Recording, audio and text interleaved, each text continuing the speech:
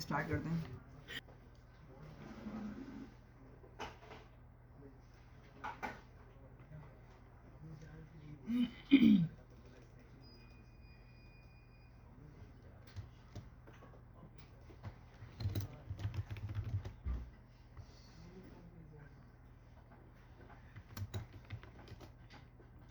चलें, तो हमने लास्ट क्लास में नेस्टेड लूप देख लिया था।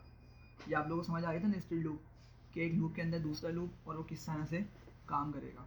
सही है, एक छोटी सी एग्जाम्पल और देख लेते हैं नेस्टेड लूप की। अच्छा, मैंने स्क्रीन भी कनेक्ट नहीं करी हुई है।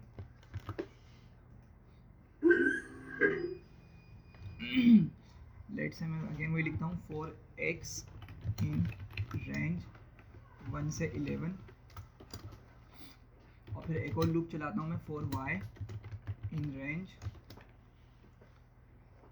बल्कि इसको छोटा करते हैं, बहुत ज़्यादा बड़ा हो जाएगा।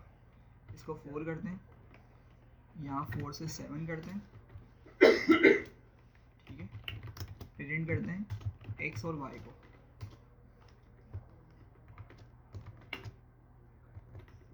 यहाँ पे हम करते हैं सी, और इसको लिखते हैं लेट्स से 7 से 10 और x और z। सही है भाई। तो ये क्या है, ये नेस्टेड लूप है, ठीक है। मतलब एक के अंदर दूसरा, दूसरे में तीसरा, ठीक है। लूप तो ऊपर वाले दो हो गए ना भाई, ये भी आपका नेस्टेड लूप ही कहलाएगा, वो इसलिए चूंकि ये आपका ये जो लूप है ना वो ऊपर वाले के अंदर आ रहा है, फर्स्ट वाले के अंदर, ठीक है। तो लाजमी नहीं है कि एक में दूसरा, दूसरे में ही तीसरा हो, ऐसा नहीं है। मतलब एक के अंदर दूसरा भी अगर लूप आ जाए ना, जिस तरह मैंने लिखा हुआ, तो आपका ये भी नेस्टेड लूप है। चलें ज़रा देखें इसका आउटपुट, सोचें क्या आएगा। ड्राई रन करें। आपका ये लूप कितने टाइम्स चलेगा, फर्स्ट वाला लूप कितने टाइम्स चलेगा, 3 टाइम्स। क्या क्या वैल्यूज होंगी इसकी, 1 2 3। फर्स्ट टाइम आपका लूप चलता है ये वाला जो बाहर वाला लूप है, और x की वैल्यू क्या आ जाती है, 1। अच्छा, अब अगली लाइन पे जब पाइथन जाएगा तो यहाँ पे एक और लूप चलेगा, और यहाँ पे y की वैल्यू क्या हो जाएगी, सबसे पहले 4। अच्छा, इसने भी कितनी मरतबा चलना है, 3 मरतबा चलना है, 4 5 6, ठीक है। ऊपर x की वैल्यू 1 है, और अंदर जब ये फर्स्ट टाइम आया इस लाइन पर तो y की वैल्यू क्या उठाई इसने, 4। अच्छा, अगली लाइन पर आया, उसने क्या प्रिंट कर देना है, 1 कोमा, मतलब 1 4, ठीक है, 1 4 प्रिंट कर देगा ये। अच्छा, अब क्या होगा, क्या वो लूप निकल के आगे चले जाएगा या ऊपर चले जाएगा, क्या होगा, ऊपर या आगे।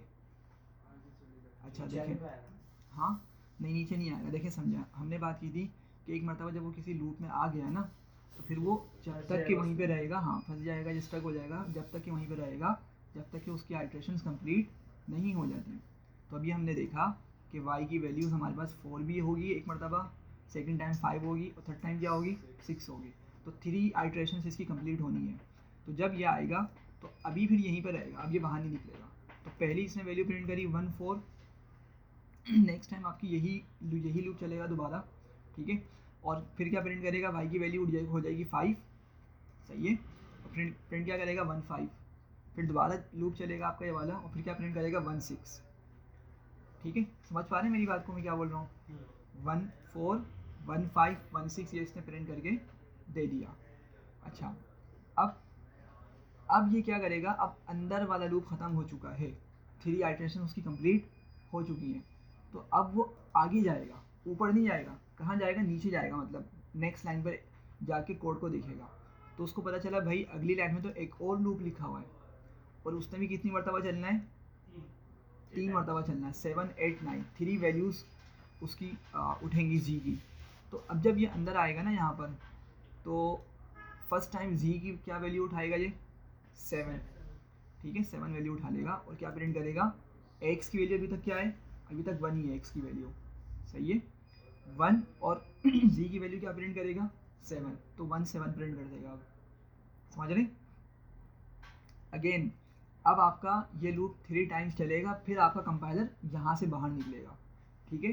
तो दोबारा आपका ये वाली लाइन जब एग्जीक्यूट होगी, तो जी की वैल्यू क्या हो जाएगी, 8 हो जाएगी, सही है, हाँ। और फिर प्रिंट करेगा तो क्या हो जाएगा, 1 8, 1 7 1 8 1 9, हाँ 1 9, सही है, समझ पा रहे हैं बात को। अच्छा, थर्ड आइटरेशन भी इसने प्रिंट करी, और क्या वैल्यू होगी उसकी, 1 9।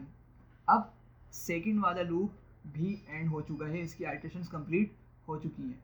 अब कंपाइलर क्या करेगा, फिर से निकल के जाएगा सबसे टॉप वाली लाइन पे, फिर इसको x की वैल्यू क्या मिलेगी 2, समझ रहे हैं बात को, 2 मिलेगी। फिर जब अंदर आएगा फिर अंदर वाली लूप कितने टाइम्स चलेगा, 3 टाइम्स चलेगा, ठीक है। ये पहले कंप्लीट होगा फर्स्ट वाला लूप, अंदर वाला जो फर्स्ट लूप है ये कंप्लीट होगा, फिर आपके पास यहाँ पे आएगा और फिर ये दोबारा 3 टाइम्स चलेगा आपका।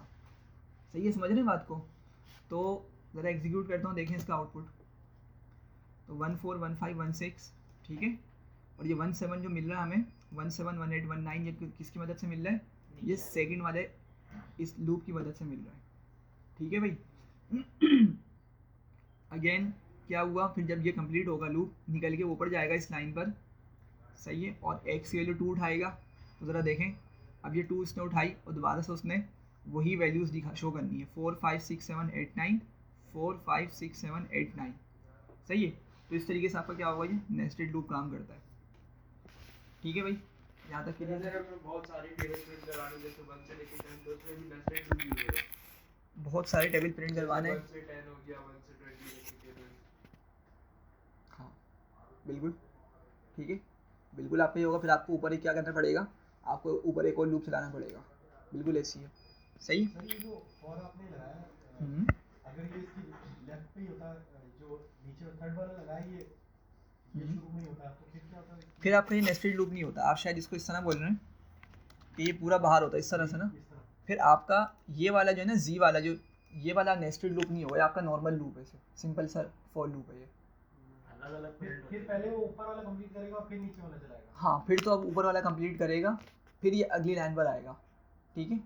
और गैस कर सकते हैं कि कितने टाइम चलाएगा ये वाला, सिर्फ 3 मरतबा चलाएगा अभी ये, सिर्फ 3 मरतबा। अगर अभी और करें ना, अभी अगर जब ये अंदर लिखा हुआ था तो अंदर चल रहा था कितने, 3 टाइम्स चल रहा था अंदर, और हर टाइम्स में 3 वैल्यूज़ प्रिंट करता था।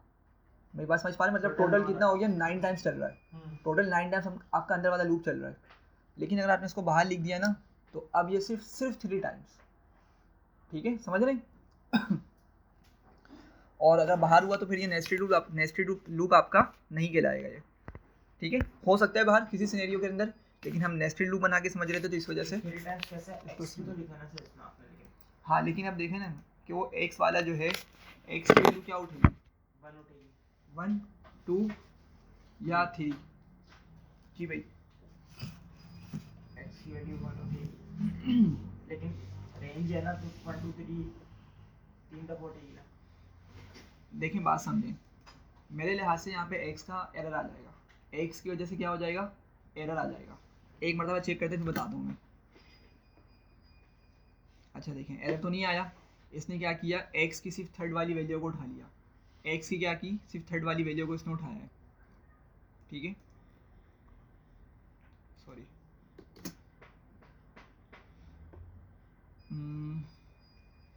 चलो मैं आपको बताता हूँ।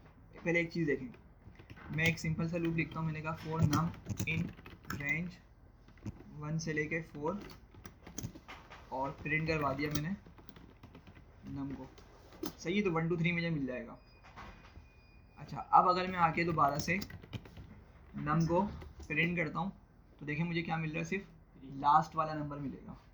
समझिएगा बात को, क्या हो रहा है कि जब आपका फर्स्ट टाइम लूप चला, नम की वैल्यू क्या हो गई थी, 1, ठीक है, उसने 1 प्रिंट कर दिया। सेकंड टाइम लूप चला, नम की वैल्यू 2, उसने 2 प्रिंट कर दिया। थर्ड टाइम लूप चला, नम की वैल्यू हो गई 3, उसने 3 प्रिंट कर दिया, ठीक है। मैंने अब क्या किया, लूप से बाहर जाकर लूप से बाहर जाकर मैंने उस नम को कॉल किया, ठीक है। तो क्या होगा, नम में अभी कौन सा डेटा पड़ा हुआ है, लास्ट वाला डेटा पड़ा हुआ होगा ना, 3 वाला। समझ पा रहे मेरी बात को, कि जब फर्स्ट टाइम चला नम की वैल्यू 1 थी, सेकंड टाइम चला नम की वैल्यू 2 थी, थर्ड टाइम चला नम की वैल्यू 3 हो गई, लूप एंड हो गया। तो लास्ट टाइम जब चला तो नम में क्या स्टोर हुआ था, 3 स्टोर हुआ था। तो अगर मैं नम को बाहर एक्सेस करूँगा, मुझे क्या दिखाएगा, वो 3 दिखाएगा, ठीक है। तो यहाँ पे भी कुछ इसी तरीके से हो रहा है कि उसने आपका ये वाला आउटपुट तो प्रिंट कर दिया। एक काम करते हैं, हम यहाँ पे एक प्रिंट स्टेटमेंट लिख लेते हैं, ताकि पता चले भाई यहाँ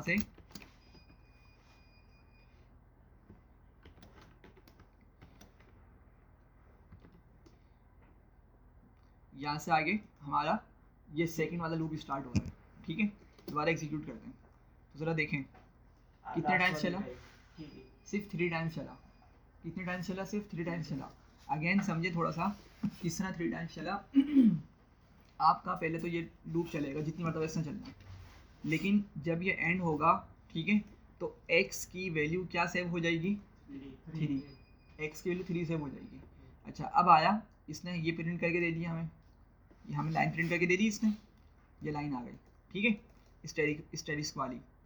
और अब जब ये अगली लाइन पे जाएगा तो अभी कितनी मरतबा चलना है इसने? बस 7 से लेके 9 तक, 7 8 9 3 टाइम्स चलना है, ठीक है।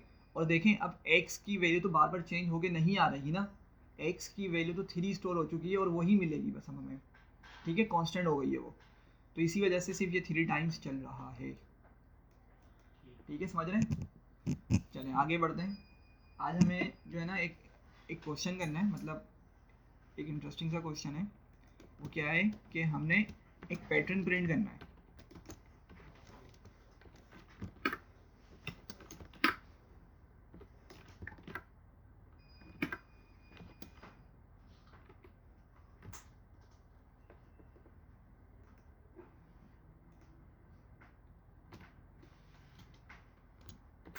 ठीक है भाई, हमें ये पैटर्न प्रिंट करना है। हमने कोड लिखना है और उस कोड की मदद से हमने ये पैटर्न प्रिंट करना है स्टार्स का, सही है।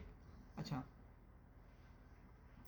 क्वेश्चन किस तरह से है कि हम यूज़र से एक इनपुट लेंगे, ठीक है, यूज़र से एक इनपुट लेंगे और इनपुट लेने के बाद उससे पूछेंगे वो बताए कि उसको कितनी रोज़ चाहिए, ठीक है, कितनी रोज़ चाहिए, सिर्फ हम ये पूछेंगे। तो लेट से उसने लिखा 4, क्या लिखा उसने? 4 नंबर इनपुट दे दिया। तो सॉरी, हमें क्या क्या करना होगा? हमारे पास 4 रोज़ ये है ना हमारी, तो हमें क्या करना है? हमें इस तरह का पैटर्न प्रिंट करना है। अच्छा, हैशटैग से कंफ्यूज नहीं होइएगा, मैंने कमेंट करने के लिए लिखा है, मैं हटा देता हूँ कंफ्यूज हो रहे हैं। तो अगर यूज़र 4 लिखेगा ना, तो मुझे क्या करना है? 4 रो तक का जो पैटर्न बन रहा है मुझे उसको वो प्रिंट करके दिखाना है, ठीक है। अगर वो बोलेगा 7, तो 7 रो तक का जो पैटर्न बन रहा होगा ना, हमें उसको वो शो करवाना है, ठीक है, एंड सो ऑन। ये बात समझ रहे हैं? ठीक है, ये पैटर्न हमने काम करना है। अच्छा, ये नेस्टेड लूप से रिलेटेड क्वेश्चन है, ठीक है। तो हम सबसे पहले क्या करेंगे? यूज़र से एक इनपुट लेंगे जैसे मैंने कहा, और उसमें हम क्या उससे मालूम करेंगे कि भाई वो रो नंबर बता दे, मतलब उसको कितनी रोज तक का पैटर्न चाहिए, स्टार्स का पैटर्न चाहिए, ठीक है। तो फिलहाल हम इसको बहुत सिंपल रखते हैं और इसको इस तरह समझते हैं कि यूज़र ने लेट से 3 इंटर कर दिया, ठीक है, क्या इंटर कर दिया? 3 इंटर कर दिया। पहले हम इतना काम करते हैं फिर आगे बढ़ते हैं।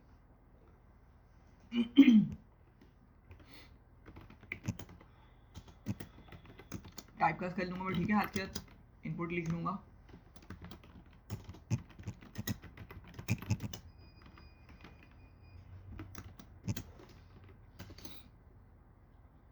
सही है। तो यहाँ से क्या, वो यूज़र ने रोज़ बता दी कि वो उसको कौन सी रोज़ तक का पैटर्न चाहिए।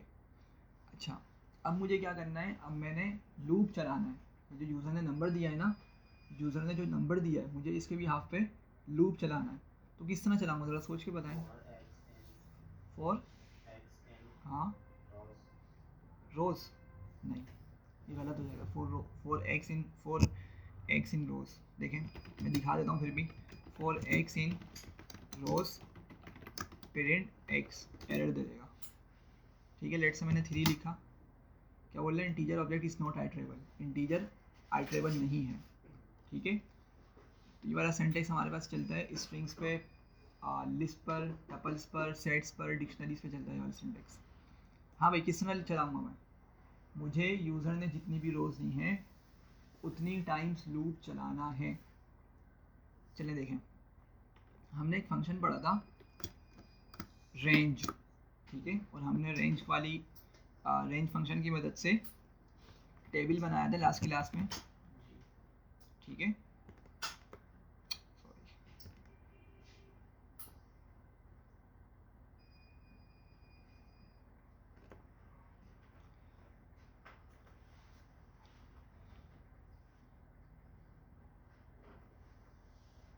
ये देखें, हमने क्या किया था? रेंज फंक्शन का यूज़ किया था और हमें जहाँ जहाँ वैल्यूज़ रखनी थी हमने उन वेरिएबल्स को कॉल कर दिया था, हमने उन वेरिएबल्स को लिख दिया था, ठीक है। तो यहाँ पे भी हम इसी तरीके से काम करने वाले हैं। क्या करेंगे? हमने लिखा फॉर यहाँ पे क्या लिखूंगा मैं, इसको बंद करूँगा ब्रैकेट में और इसको लिखूंगा रेंज, सही है। और इसको मैं एक्स नहीं बोलूँगा, इसको मैं रो बोलूँगा, ठीक है। वैसे कोई भी नाम दे सकते हैं हम, लेकिन मैं इसको रो बोलूँगा। क्यों बोल रहा हूँ मैं रो, समझाता हूँ मैं, इसके पीछे रीज़न है, ठीक है। अच्छा, एक और मसला है, वो क्या मसला है, कोई आइडेंटिफाई करके बताएगा कि एक और मसला है, किसी के माइंड में आ रहा है क्या है? सर एक तो आप वहाँ 1 लिखेंगे रॉ से पहले, और 1 से स्टार्ट हो और इसमें प्लस कराएंगे 1। एग्जैक्टली देखिए मसला मैं जो बोल रहा हूँ, मसला क्या है असल में, अभी मैं इसको प्रिंट करता हूँ पहले, ठीक है। लेट से मैंने 3 लिखा, तो ये वैल्यूज़ कहाँ से ला रहा है, 0 से स्टार्ट 0 1 2 ला रहा है, ठीक है। हमें ऐसा नहीं चाहिए, हम इसको ना सिंपल रख के चल रहे हैं। हमने कहा भाई रो, अगर वो 3 रोज दे रहा है ना, तो हम इसको क्या करेंगे 1 2 3 इसी तरीके से शो करवाएंगे डेटा को, ठीक है। तो उसके लिए बिल्कुल हम यही काम करेंगे कि हम इस जो हमने टेबल के साथ भी काम किया था 1 रोज प्लस 1 कर देंगे, सही है। हम बोल रहे हैं पाइथन को कि भाई तुम लूप चलाओ, कहाँ से 1 से चलाओ, और कहाँ तक कि जो भी यूज़र नंबर दे रहा है ना उसमें +1 कर दो। अब लेट से यूज़र ने 3 दिया, ठीक है, 3 + 1 कितना हो जाएगा 4। तो आपको मालूम है 4 तो वैसे भी कंसिडर नहीं होता, लूप के अंदर 4 कंसिडर नहीं होता, ठीक है। मतलब जो नंबर लिखा हो वो कंसिडर नहीं होगा, उससे एक नंबर कम तक हमें डेटा मिलता है, ठीक है।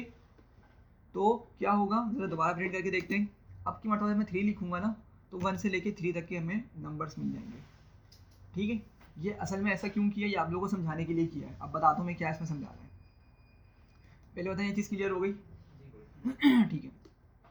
अच्छा, मुझे नंबर तो अभी प्रिंट नहीं करना है, मुझे तो क्या प्रिंट करना है, ये स्टार्स प्रिंट करने हैं ना। तो क्या ख्याल है, मैं इसको यूँ कर लूँ, मैंने यहाँ पे स्टार बना स्टार बना दिया, ठीक है। दोबारा से ज़रा एग्जीक्यूट करते हैं कोड को। मैंने यहाँ पे लिखा 3, ठीक है। तो 3 आ रहा है, ये 3 स्टार्स ला के हमें दे देगा, ठीक है। समझ रहे हैं बात को। अच्छा, कोई ज़रा जल्दी से बताएगा भाई ये अलग अलग लाइन पे स्टार क्यों लेकर आ रहा है, सही ला रहा है गलत ला रहा है, क्या हो रहा है ये रो, हाँ एग्जैक्टली। नहीं देखो, रो से कंफ्यूज नहीं हो, अगर मैं रो को कुछ और लिख दूँ, लेट से मैंने लिख दिया सी, तो काम तो अभी भी ऐसे ही करेगा ये, ठीक है। डिफॉल्ट है बैकस्लैश। एग्जैक्टली आप दोनों के आंसर के आपको मालूम है कि भाई प्रिंट के अंदर एक पैरामीटर होता है एंड का, वो क्या करता है, उसकी वैल्यू सेट हुई होती है \n, ठीक है। फर्स्ट क्लास है हमारी ये वाली। उसकी वजह से क्या हो रहा है, आपका कंपाइलर सॉरी आपका जो आउटपुट है वो हर न्यू लाइन पर आ रहा है, ठीक है। तो एक मरतबा ज़रा इसको दोबारा जल्दी से देखें। आपका फर्स्ट टाइम लूप चलता है, आपका फर्स्ट टाइम लूप चला, ठीक है। रो में क्या वैल्यू उठ गई 1। अब ये वाली लाइन जब आपकी एग्जीक्यूट होगी तो क्या करेगा, सबसे पहले किसको प्रिंट करेगा, स्टार को प्रिंट करेगा, ठीक है। तो समझिएगा यहाँ पे गौर से, उसने स्टार प्रिंट कर दिया, सही है। अच्छा, अभी आपका जो कर्सर है वो कहाँ पर होगा, अभी इधर ही खड़ा हुआ होगा, जो भी टेक्स्ट आपका कंप्लीट हुआ है अभी उसके फ़ौरन बाद ही खड़ा हुआ होगा, ठीक है। अच्छा, एक बात, क्या प्रिंट के अंदर जो जो हमने काम करवाना था, जो जो हमने प्रिंट करवाना था वो सब कुछ प्रिंट हो गया, प्रिंट हो गया ना, देखो नहीं समझो नहीं इस लाइन में, मतलब नीचे 2 स्टार आने चाहिए थे, तो उसके नीचे 3 स्टार। हाँ वो हम फंक्शनैलिटी पे जाएंगे, लेकिन मैं अभी ये बोल रहा हूँ इस प्रिंट फंक्शन के अंदर जो हमने प्रिंट करना चाहा था वो प्रिंट हो गया ना भाई। जी। तो उसने क्या किया, एक स्टार प्रिंट कर दिया और आपका कर्सर अभी यहीं बिलिंग कर रहा है। अब इसको पता चला भाई प्रिंट फंक्शन के अंदर जो जो लिखा था वो सब कुछ उसने प्रिंट कर दिया है, और सिंपल एक स्टार ही था वो। अब यहाँ पे काम करेगा एंड पैरामीटर, और एंड पैरामीटर क्या करेगा, इस कर्सर को उठा के भेज देगा अगली लाइन पे, नेक्स्ट लाइन पर भेज देगा। समझ रहे हैं बात को। तो कर्सर आपका यहाँ पे जब ये बिलिंग कर रहा है यहाँ से उठेगा और आ जाएगा नेक्स्ट लाइन पर, यहाँ पर, ये समझ रहे हैं, ठीक है। अच्छा, अब आपका सेकंड टाइम लूप चलेगा, सेकंड टाइम लूप चलेगा तो रो की वैल्यू क्या हो जाएगी 2, ठीक है। और जब आपकी ये वाली लाइन एग्जीक्यूट होगी तो दोबारा क्या प्रिंट करेगा, जो एक और स्टार प्रिंट करेगा, लेकिन कहाँ करेगा, अगली लाइन में प्रिंट करेगा, सही है। तो इसके नीचे एक और स्टार आ जाएगा, फिर थर्ड टाइम लूप चलेगा तो अगेन आपका कर्सर यहाँ से उठ के नीचे जा चुका होगा प्रिंट फंक्शन की वजह से, और फिर आपका थर्ड स्टार यहाँ पे प्रिंट हो जाएगा अगली लाइन पे। तो देख लें आउटपुट आपका बिल्कुल उसी तरीके से मिल रहा है, ठीक है। ऑफकोर्स हमें इस तरह का आउटपुट नहीं चाहिए, हमें इसको मॉडिफाई करना है। लेकिन पहले बताएं यहाँ तक क्लियर हो रहा है, इसको साथ साथ समझ के चलिएगा, ठीक है। क्योंकि अब जो हम डिस्कस करने वाले हैं ना थोड़ा सा डिफ़िकल्ट है, थोड़ा सा डिफ़िकल्ट है, लेकिन समझने की कोशिश कीजिएगा, बहुत अच्छे से समझ आ जाएगा, ठीक है। अच्छा अब मैं ये काम करता हूँ कि मैं पहले यहाँ पे एक सेंटेक्स लिखता हूँ, कुछ कोड लिखता हूँ, फिर समझा दूँगा मैं। मैंने एक और फॉर लूप लगाया, मैंने लिखा for col in range 1 comma row plus 1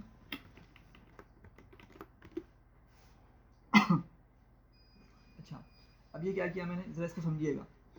मैंने एक और अंदर लूप चला दिया, सही। अच्छा अब हुआ क्या, स्टार्ट से चलते हैं। आपका ये वाली लाइन एग्जीक्यूट होती है फर्स्ट टाइम, रो की वैल्यू क्या उठती है 1, ठीक है। रो की वैल्यू क्या है भाइयों 1 है। अच्छा अब जब कंपाइलर नेक्स्ट लाइन पर आएगा तो उसको क्या रेंज मिलेगी 1 कोमा रो प्लस 1, ठीक है।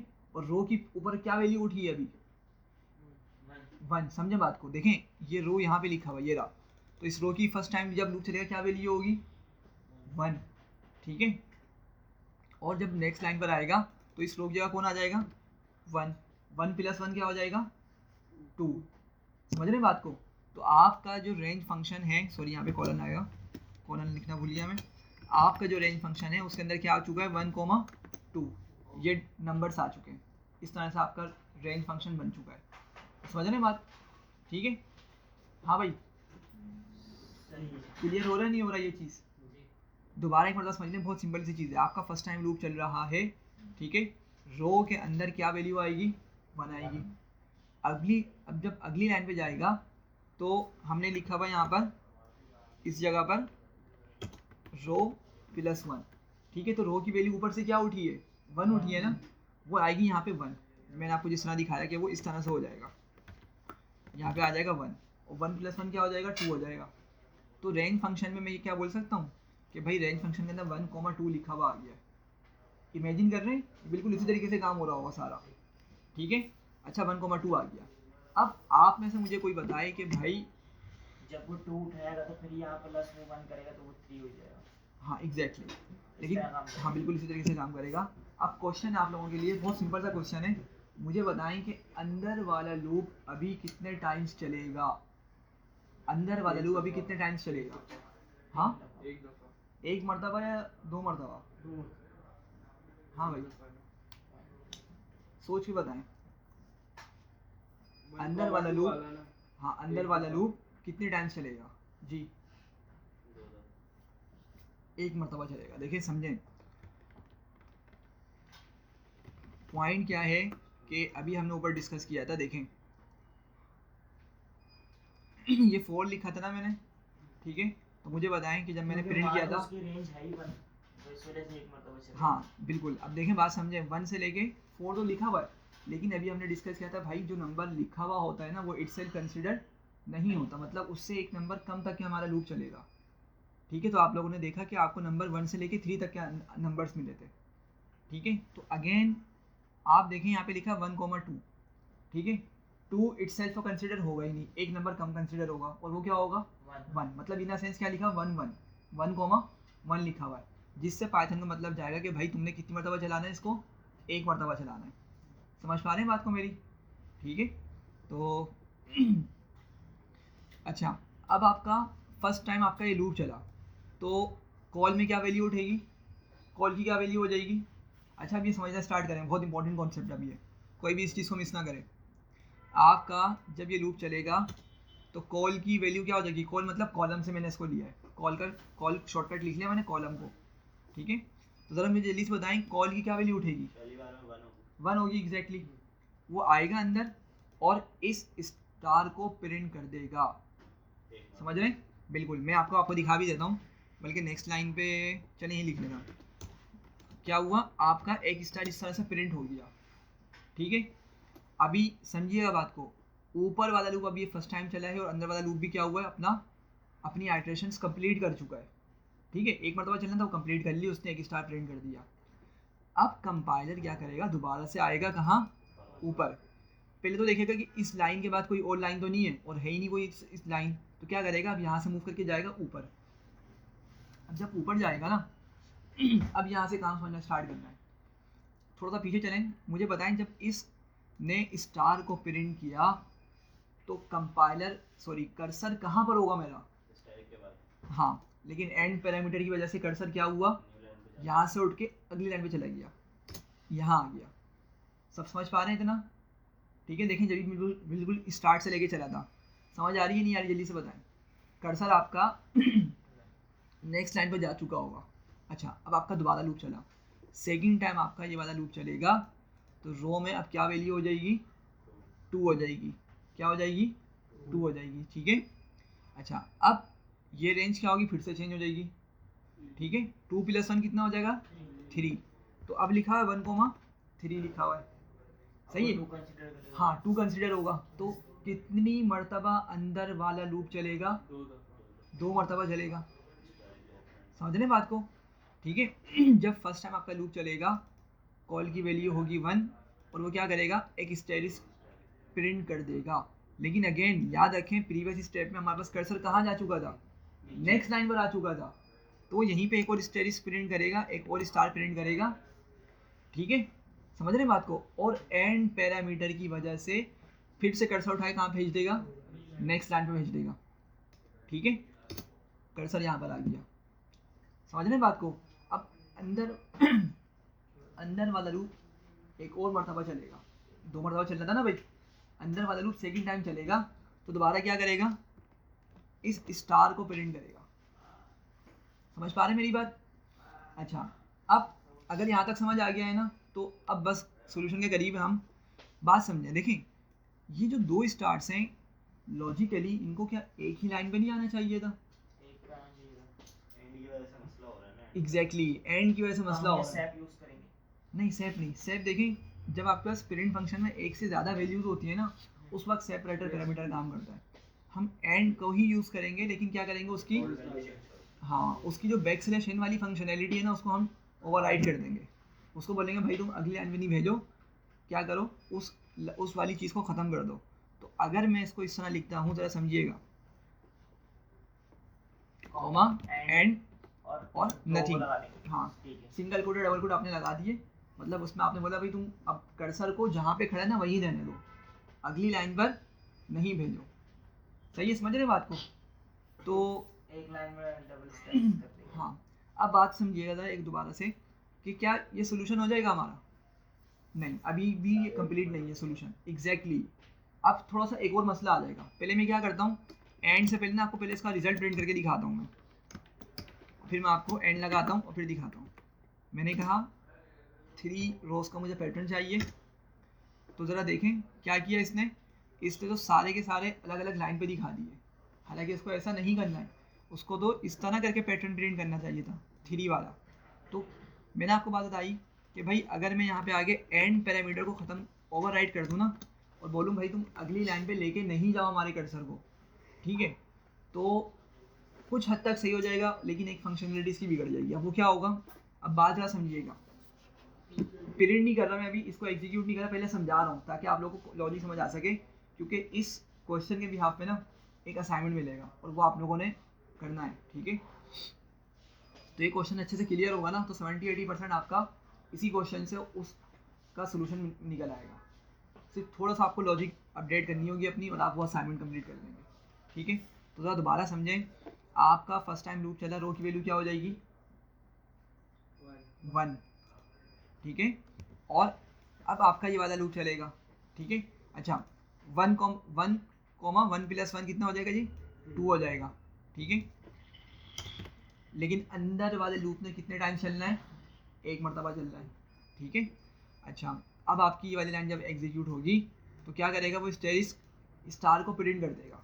ठीक है, क्या करेगा, स्टार को प्रिंट कर देगा। तो भाई उसने एक स्टार प्रिंट कर दिया, लेकिन कर्सर कहाँ रहेगा, अब यहीं पे रहेगा, अब अगली लाइन पे नहीं जाएगा। ठीक है, अब यहीं बिलिंग करता रहेगा। अच्छा भाई, ठीक है, अब समझिएगा, अब आपके पास अंदर वाला लूप दोबारा चलना है क्या, नहीं, 1 मरतबा चलना था, वो चल चुका है। अब आपके पास दोबारा से जब ये वाली लाइन एग्जीक्यूट होगी तो रो की वैल्यू क्या हो जाएगी भाइयों, 2 हो जाएगी। ठीक है, नीचे क्या वैल्यू होगी फिर? अब देखें यहाँ पे सबसे पहले इसकी रेंज बनाए, 2 + 1 कितना हो जाएगा, 3। तो इसको मैं दोबारा से अपडेट करता हूँ, ये हो जाएगा कितना, 3। नहीं, वो 1 ही रहेगा नीचे वाला। कहाँ ये चीज़, नीचे वाला जो आपने रो लिखी है नीचे वाले फॉर्म में, हाँ अब ये 1 ही, इसकी वैल्यू 1 ही रहेगी। अब समझे ना, दोबारा से आपकी कॉल की वैल्यू क्या उठ जाएगी, आपका ये लूप दोबारा से चल रहा है, ये लूप आपका दोबारा से चल रहा है और कितने टाइम चलेगा अब ये 2 मरतबा चलेगा, ठीक है। अब कॉल की वैल्यू क्या हो जाएगी 1 हो जाएगी। पहले जब फर्स्ट टाइम चलेगा तो कॉल की वैल्यू क्या हो जाएगी 1 हो जाएगी। अगली लाइन पे आएगा कंपाइलर और दोबारा से स्टार प्रिंट करेगा, लेकिन बताएं ज़रा अब की मरतबा स्टार कहाँ पर आएगा, इसके बराबर में ही आ जाएगा इस तरह से, ठीक है। समझ रहे हैं बात को? सर एक सेकंड, मेरा क्वेश्चन ये है आपसे कि जब ऊपर वैल्यू चेंज होती है रॉ की, हाँ जैसे 2 हो गई ना, जब सेकंड प्रिंट कर रहा है वो, हाँ, तो नीचे जो है वो वैल्यू क्यों नहीं चेंज कर रहा, वो 1 ही क्यों है कहाँ पर नीचे वाले कॉल में? नीचे किसकी ये वैल्यू? कॉल है ना, हाँ कॉल, अब इसके आगे रॉ लिखी हुई है हाँ जी ब्रैकेट में, हाँ, ये चेंज क्यों नहीं कर कर रहा? रहे हैं ना 2+1 होगा ना, 2+1 कितना हो जाएगा, देखें ऊपर से क्या वैल्यू उठाई है उसने 2 उठाई है ना सेकंड टाइम, तो 2+1 आप जब यहाँ पर लाएंगे इसको 2+1 कितना हो जाएगा 3, तो जब भी तो लिखा हमने 1,3। समझ रहे हैं बात को, मतलब चेंज कर रहा है वो, ठीक है। लेकिन लूप चलेगा कितनी मरतबा 2 मरतबा चलेगा अंदर वाला लूप, अंदर वाला लूप कितनी मरतबा चलेगा 2 मरतबा चलेगा। लेकिन तो फिर 2+3 होना चाहिए ना, 1+3 लिखा हुआ ना, कहाँ पर? फर्स्ट का लिखा हुआ है आपने बराबर में, ये तो 1,3 होगा ना, लेकिन 2 क्यों होगा? देखें ये तो मैंने 1 लिख दिया ना, ये हार्ड कोड हो गया, ये 1 तो क्या हो गया हार्ड कोड हो गया, मतलब हमेशा कहाँ से चलो 1 से चलो, ठीक है हम इसको बोल रहे हैं हमेशा कहाँ से चलो 1 से चलो, ठीक है, और कहाँ तक के जाओ 3 तक, लेकिन 3 इटसेल्फ कंसिडर्ड नहीं होगा, तो क्या नंबर होगा यहाँ पे 2, तो 1 और 2 ये 2 वैल्यूज होंगी कॉल की, मतलब 2 मरतबा लूप चलेगा अंदर वाला, ठीक है। तो क्या किया, मसला क्या हो गया भाई, अब ये एक ही लाइन में सारे स्टार प्रिंट कर देगा, अब ये मसला हो गया। प्रिंट करते हैं जरा जल्दी से एक मरतबा देखें, मैंने लिखा 3 और देख रहे हैं सारे स्टार एक ही लाइन में आ गए, क्योंकि हमने एंड वाले को ओवरराइट कर दिया। अब पता है बात क्या है, बात ये है अंदर वाला जो लूप है ना, अंदर वाला जो हमने लूप लगाया है, ये आपके स्टार्स को एक लाइन पे लाने का काम कर रहा है, इसको समझिएगा। अंदर वाला लूप स्टार्स को एक लाइन पर लाने का काम कर रहा है, बहुत इंपॉर्टेंट वर्ड्स हैं ये, असाइनमेंट के अंदर यही वर्ड्स आपको काम आएंगे। मैं क्या बोल रहा हूँ, अंदर वाला लूप आपके नंबर्स को या आपके जो स्टार्स हैं उनको एक लाइन पे लाने का काम कर रहा है, ठीक है। मुझे बस क्या करना है, मैं बस एक काम ये करूँगा, मैं बाहर आके यहाँ पे एक एम्प्टी प्रिंट स्टेटमेंट यूज़ कर लूँगा बस, ठीक है। बस अब पहले एग्जीक्यूट करके दिखाता हूँ, फिर मैं आपको दोबारा समझाता हूँ। मैंने 3 लिखा, सही है, तो ज़रा देखें पैटर्न बन गया हमारा। चलें अब हम बड़ा नंबर भी रखते हैं कोई, लेट से मैंने लिखा 10, ठीक है। तो ज़रा देखें 10 रो सा पैटर्न उठा के लिया है ये प्रॉपर तरीके से, समझ रहे हैं बात को। अब दोबारा से चलें एक मरतबा जल्दी से समझें इसको कि भाई आपका जब फर्स्ट टाइम लूप चला ना यहाँ से, तो रो की वैल्यू क्या हो गई 1 हो गई, ठीक है। अच्छा अगली लाइन पे आपका लूप आया, तो यहाँ पे आपके पास रेंज क्या हो जाएगी 1,2, रेंज क्या हो जाएगी आपकी 1,2, लेकिन चलना कितनी मरतबा इसने, बस एक मरतबा चलना है। अच्छा तो एक मरतबा ये वाला आपका लूप चला और उसने क्या किया, एक स्टार को प्रिंट कर दिया, एक स्टार को क्या किया प्रिंट कर दिया। इसको मिटाता हूँ मैं दोबारा से, देखें उसने इस तरह से एक स्टार को प्रिंट करके दे दिया, लेकिन कर्सर अभी यहीं पर रहेगा। हमने चूंकि अंदर वाले एंड के अंदर क्या कहा, अंदर वाले प्रिंट में क्या कहा हुआ है, एंड को ओवरराइट कर दो, तो कर्सर आपका अभी यहीं पे बिलिंग कर रहा होगा इस तरीके से, ठीक है। अच्छा भाई, लेकिन अब इस लूप ने तो दोबारा चलना ही नहीं है, इस लूप ने अंदर वाले लूप ने सिर्फ एक मरतबा चलना अभी फिलहाल, ठीक है। अब वो नीचे जाएगा, अब जब वो नीचे जाएगा ना, इसको पता चलेगा भाई प्रिंट लिखा हुआ है, इसमें आगे कुछ भी नहीं है, लेकिन इसका एंड वाला पैरामीटर फिर भी काम करेगा, ठीक है। तो इसको पता चलेगा भाई अच्छा क्या मतलब, हमारा मतलब क्या है कि कर्सर को उठाओ अगली लाइन पे भेज दो, ठीक है। अब आपका कर्सर यहाँ पे नेक्स्ट लाइन पे आ चुका है, यहाँ से मूव करके, ठीक है। अच्छा दोबारा लूप चला, रो की वैल्यू कितनी हो जाएगी 2, सही है, और अगेन आपका 2 यहाँ पर आएगा, 2+1 कितना हो जाएगा 3, तो रेंज क्या हो जाएगी 1,3। इन अ सेंस कि आपका अंदर वाला लूप कितने टाइम चलेगा 2 टाइम्स चलेगा, ठीक है। बहुत गौर से समझिएगा इस चीज़ को। आपका फर्स्ट टाइम लूप चला, ठीक है, उसने क्या करा एक स्टार प्रिंट किया, लेकिन स्टार कहाँ पर प्रिंट करेगा ये, अगली लाइन पे या इसी लाइन पर, नेक्स्ट लाइन पर, क्योंकि आपका कर्सर पहले ही नेक्स्ट लाइन पर जा चुका है, ठीक है। तो हमने क्या किया एक स्टार लिख दिया, सही है। अच्छा अभी बात समझिएगा आपका अभी लूप फर्स्ट टाइम चला है, स्टार प्रिंट हुआ और एंड की वजह से कर्सर अभी यहीं पे बिलिंग कर रहा है, आपका अंदर वाला लूप दोबारा चलेगा। अंदर वाला लूप जब दोबारा चलेगा तो दोबारा क्या करेगा, एक और स्टार को प्रिंट करेगा। तो मतलब एक और स्टार इसी के आगे आ जाएगा इस तरीके से, ठीक है। अच्छा, कर्सर अभी तक यहीं पे। अब अंदर वाला लूप तो दोबारा चलना ही नहीं है, तो क्या करेगा, अगली लाइन पर आएगा। जब इसको पता चलेगा भाई यहाँ पर तो एक प्रिंट स्टेटमेंट लिखी हुई है, तो क्या करेगा, यहाँ से उठा के कर्सर को भेज देगा अगली लाइन पर। तो ये काम इस तरीके से कर रहा है। यार ये सब क्लियर हो गया, बस वो ऊपर वाला क्लियर नहीं हो रहा। क्या कि चीज़? वो जो वैल्यू उठा रहा है, जब यूजर ने एक मिसाल है डी दे दी उसको वैल्यू रॉ की, हाँ ठीक है, तो सबसे पहले वो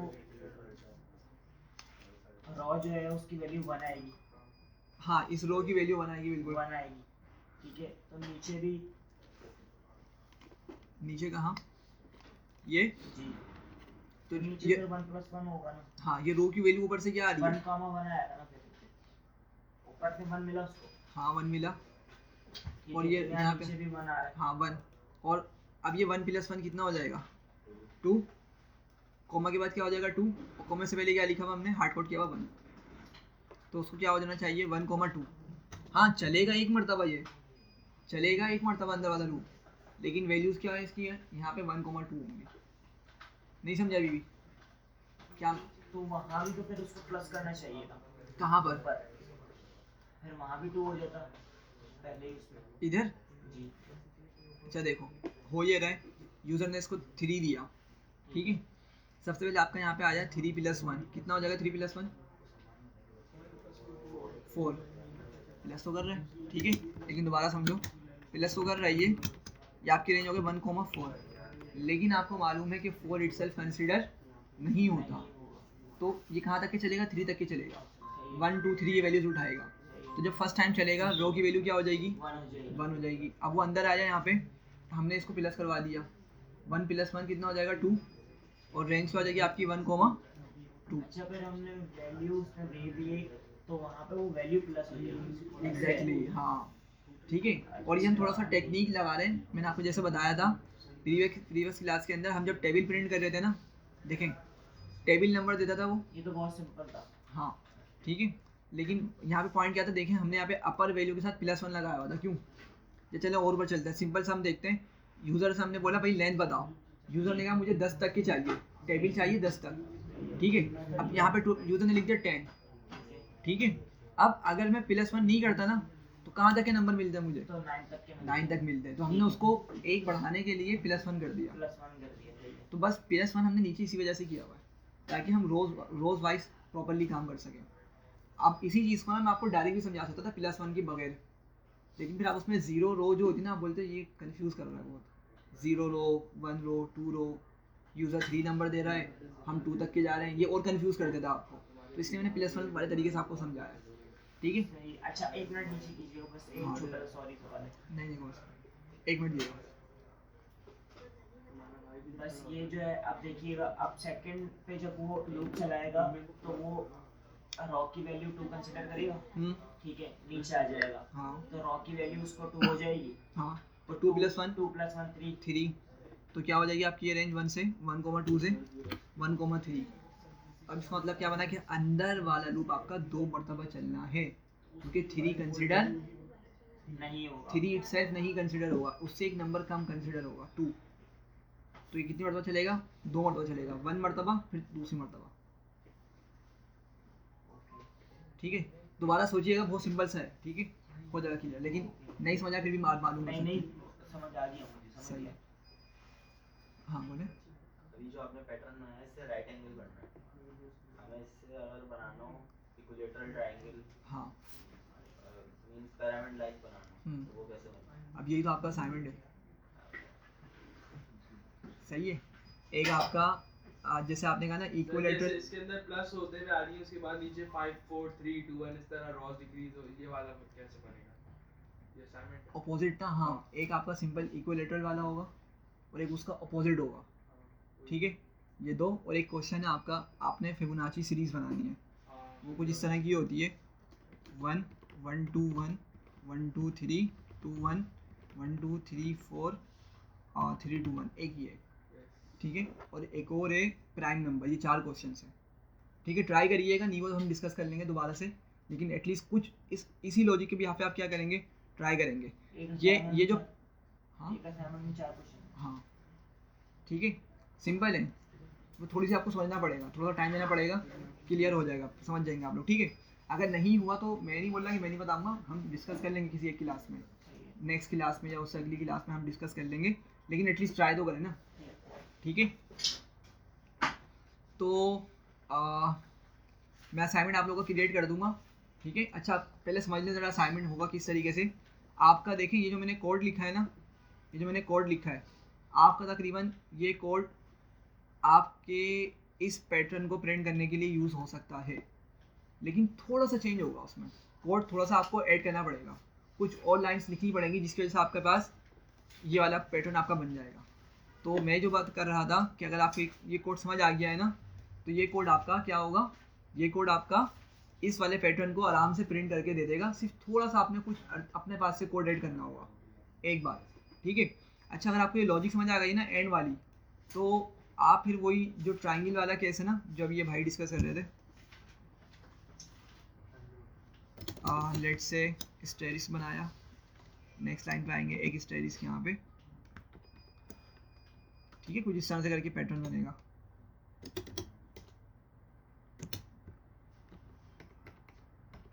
इस तरह करके आपका एक ये ट्राइंगल होगा, ठीक है, और एक होगा इसका ऑपोजिट,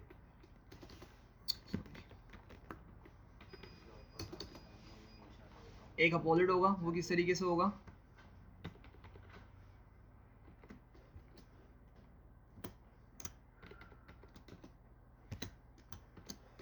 एक ये पैटर्न है, ठीक है। तो ये आपके होगा 3 क्वेश्चन और प्राइम नंबर चौथा क्वेश्चन है। प्राइम नंबर के बारे में किसी को आइडिया है क्या होते हैं? हाँ भैया फाइन, प्राइम नंबर्स क्या होते हैं? इनके डिविजिबल 2 टेबल से डिविजिबल होता है, 2 टेबल से डिविजिबल, एक अपने और एक बन के टेबल से जो अच्छा divide 2 टेबल से, सॉरी मैं समझा 2 के टेबल से, नहीं वन बिल्कुल से ऐसी है, हाँ तो या सिंपल वो तो अल्फाज even में, number होंगे ना सर? हाँ तो नहीं वो ये नहीं बोलना चाह रहा, मैं भी पहले ये समझा था।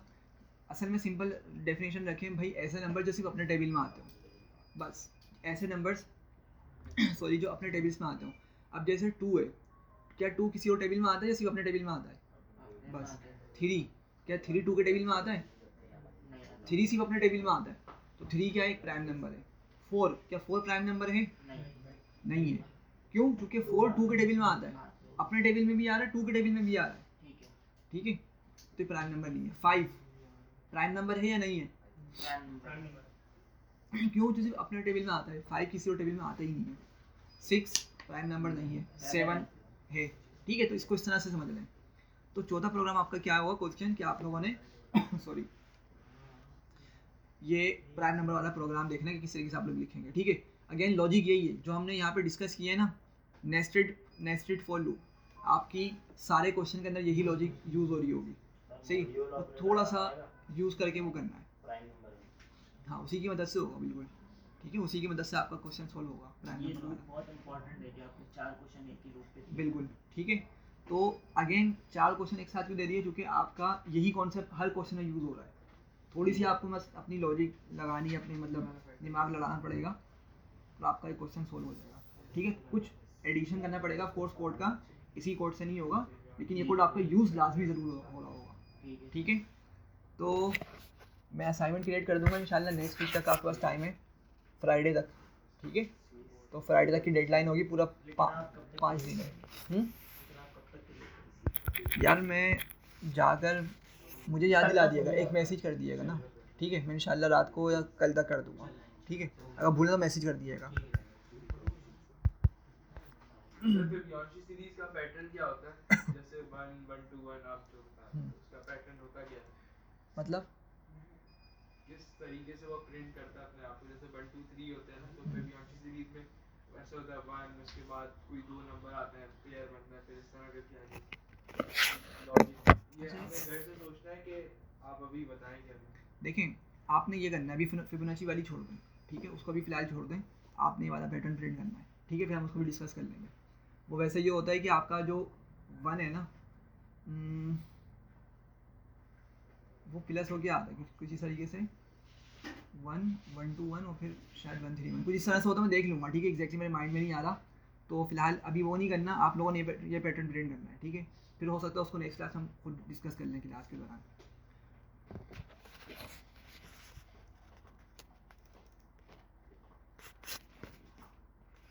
चलें, एक क्वेश्चन है अब हमारे पास, बहुत सिंपल सा क्वेश्चन है, अब ये ज़रा इसको समझिएगा। हम लूप में स्लाइसिंग कर सकते हैं। लूप में स्लाइसिंग मतलब, हाँ वो स्किपिंग वाली जो कॉन्सेप्ट होता है वो कर सकते हैं, ठीक है। अच्छा, अब एक चीज़ यहाँ देखिएगा यार, पहले क्वेश्चन समझें कि लेट से एक इंजीनियर है, ठीक है, कोई भी इंजीनियर आप मान लें, मैकेनिकल या सॉफ्टवेयर कोई भी इंजीनियर, और उसकी कुछ सैलरी है, ठीक है। लेट से सिंपल हम रखते हैं 1 लाख, ठीक है, ताकि हमको मल्टीप्लाई करने में आसानी होगी, तो हमने 1 लाख कंसिडर कर लिया। अब जिस कंपनी में वो काम कर रहा है, लेट से उस कंपनी की एक पॉलिसी है कि भाई हर साल उसकी सैलरी इंक्रीमेंट होती है 13%। ऑफकोर्स परफॉर्मेंस वगैरह भी देखी जाती है, लेकिन वो कोई पुराना एम्प्लॉय है तो क्या है, उसकी 30% सैलरी एक्सपेक्टेड है कि वो इंक्रीमेंट होगी हर साल, ठीक है।